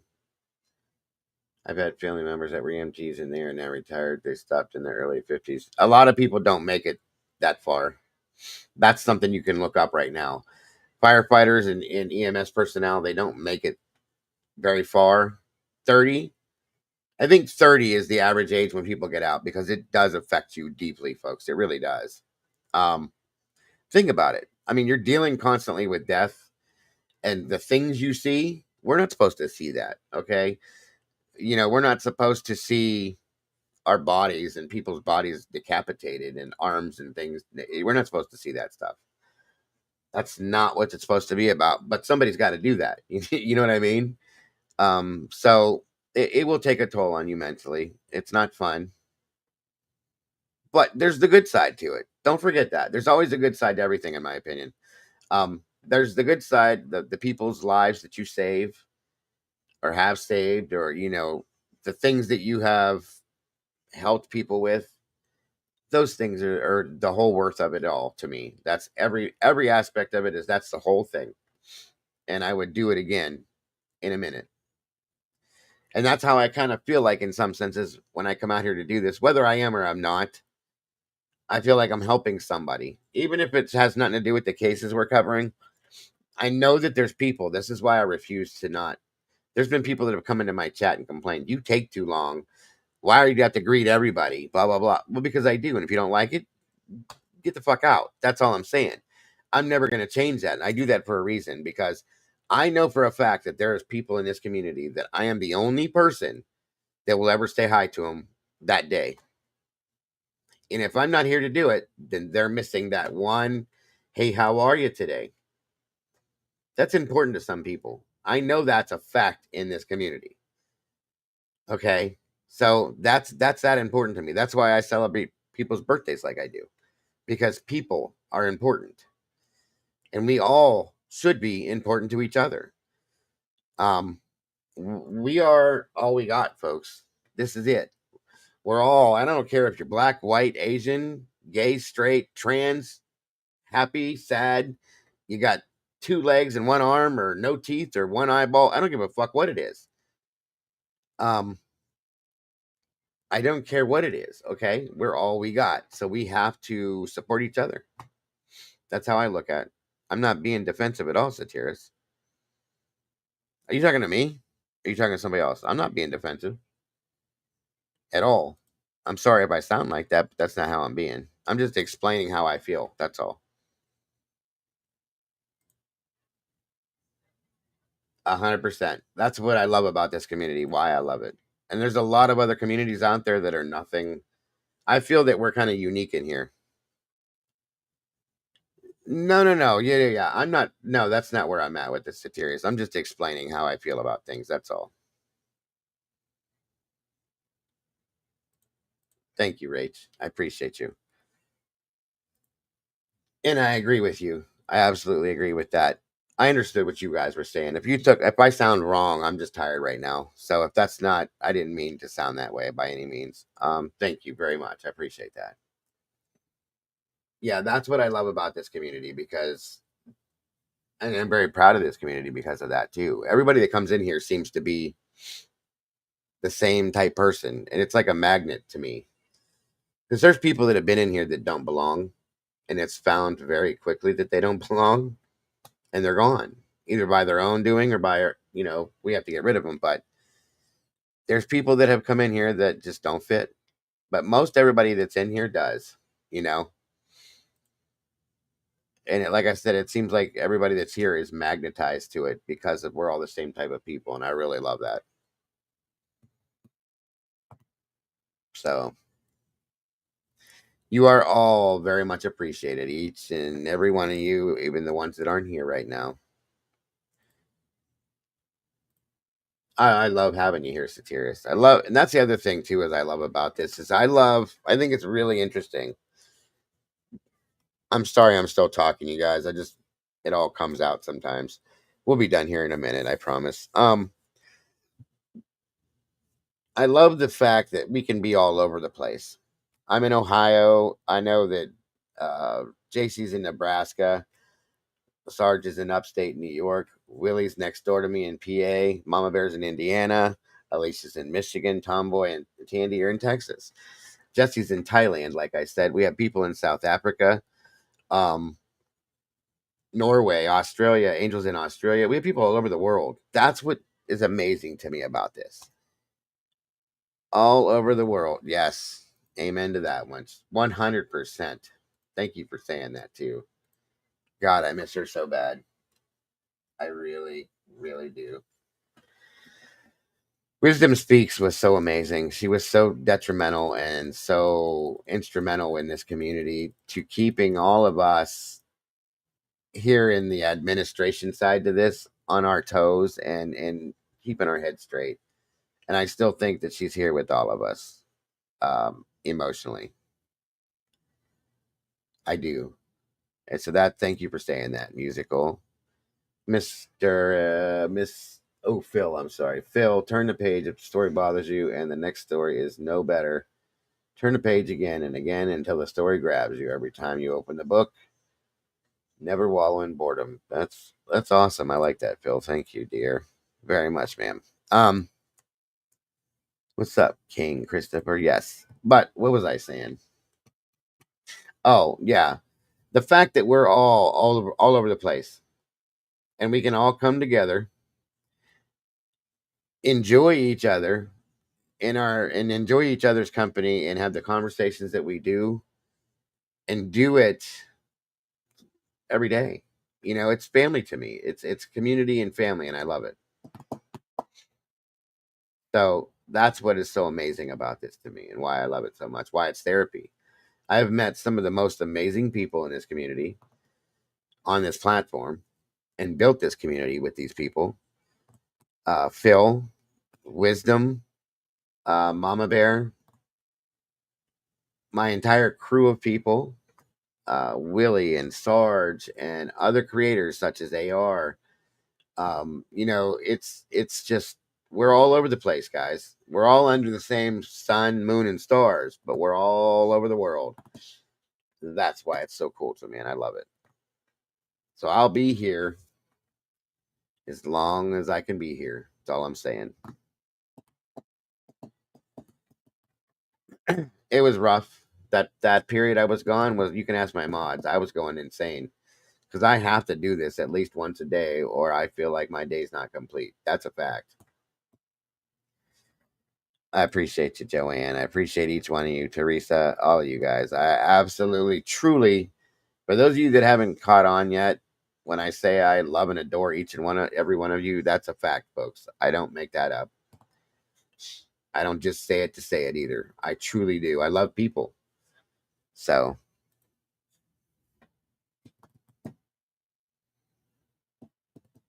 that's what I want, LR. I think it should be that way. That true, like real friendships, a real family basis. You know, we look out for each other. When people aren't in here for a while, I go looking for you. Why aren't you here? Are you okay? You know, we help each other in different ways in here. So it's definitely a different type of channel. And it means a lot to me. It does. And I appreciate all you guys for helping to create it. If it weren't for you guys, we wouldn't be here. So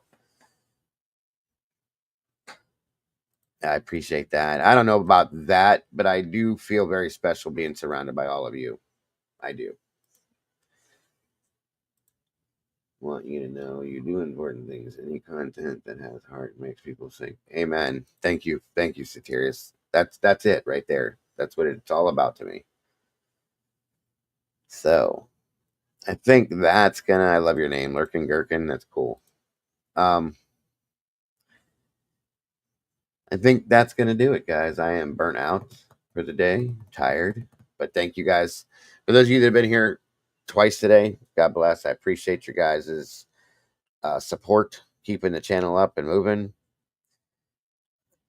It means everything, guys. It does. I love that, Phil. Every meatball is made from a different recipe, and yet somehow they're all just perfect in the sauce. Bingo. I want to put that on a shirt. Send that to me in the Discord, Phil. I love that. Thank you. Good night, Miss Jody. Good night, Christopher. Good night, all you beautiful people. Guys, don't forget to love yourselves and love each other. Don't change nothing, guys. You guys are amazing. You are the beautiful people. Much love to each and every one of you. Good night. God bless. And I will see you very soon, guys. Bye.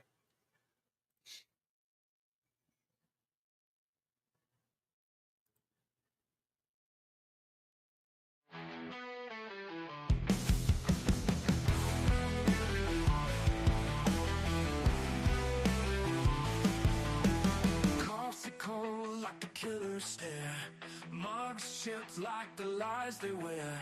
In the corner, whispers crawl. Truth bleeds out on this stained wall. Blood stained through in the midnight haze. Dark rose shoots in a criminal maze. Sip the guilt, feel the crime. This cafe holds the edge of time.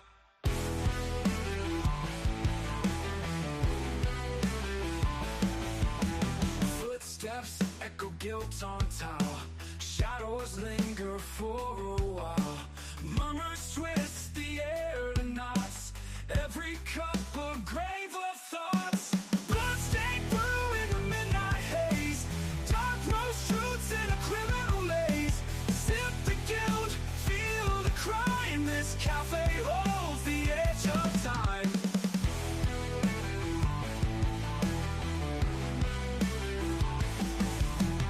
Footsteps echo guilt on tile. Shadows linger for a while. Murmurs twist the air to knots. Every cup a grave of thoughts. Bloodstained brew in the midnight haze. Dark rose shoots in a criminal maze. Sip the guilt, feel the crime. This cafe holds the edge of time.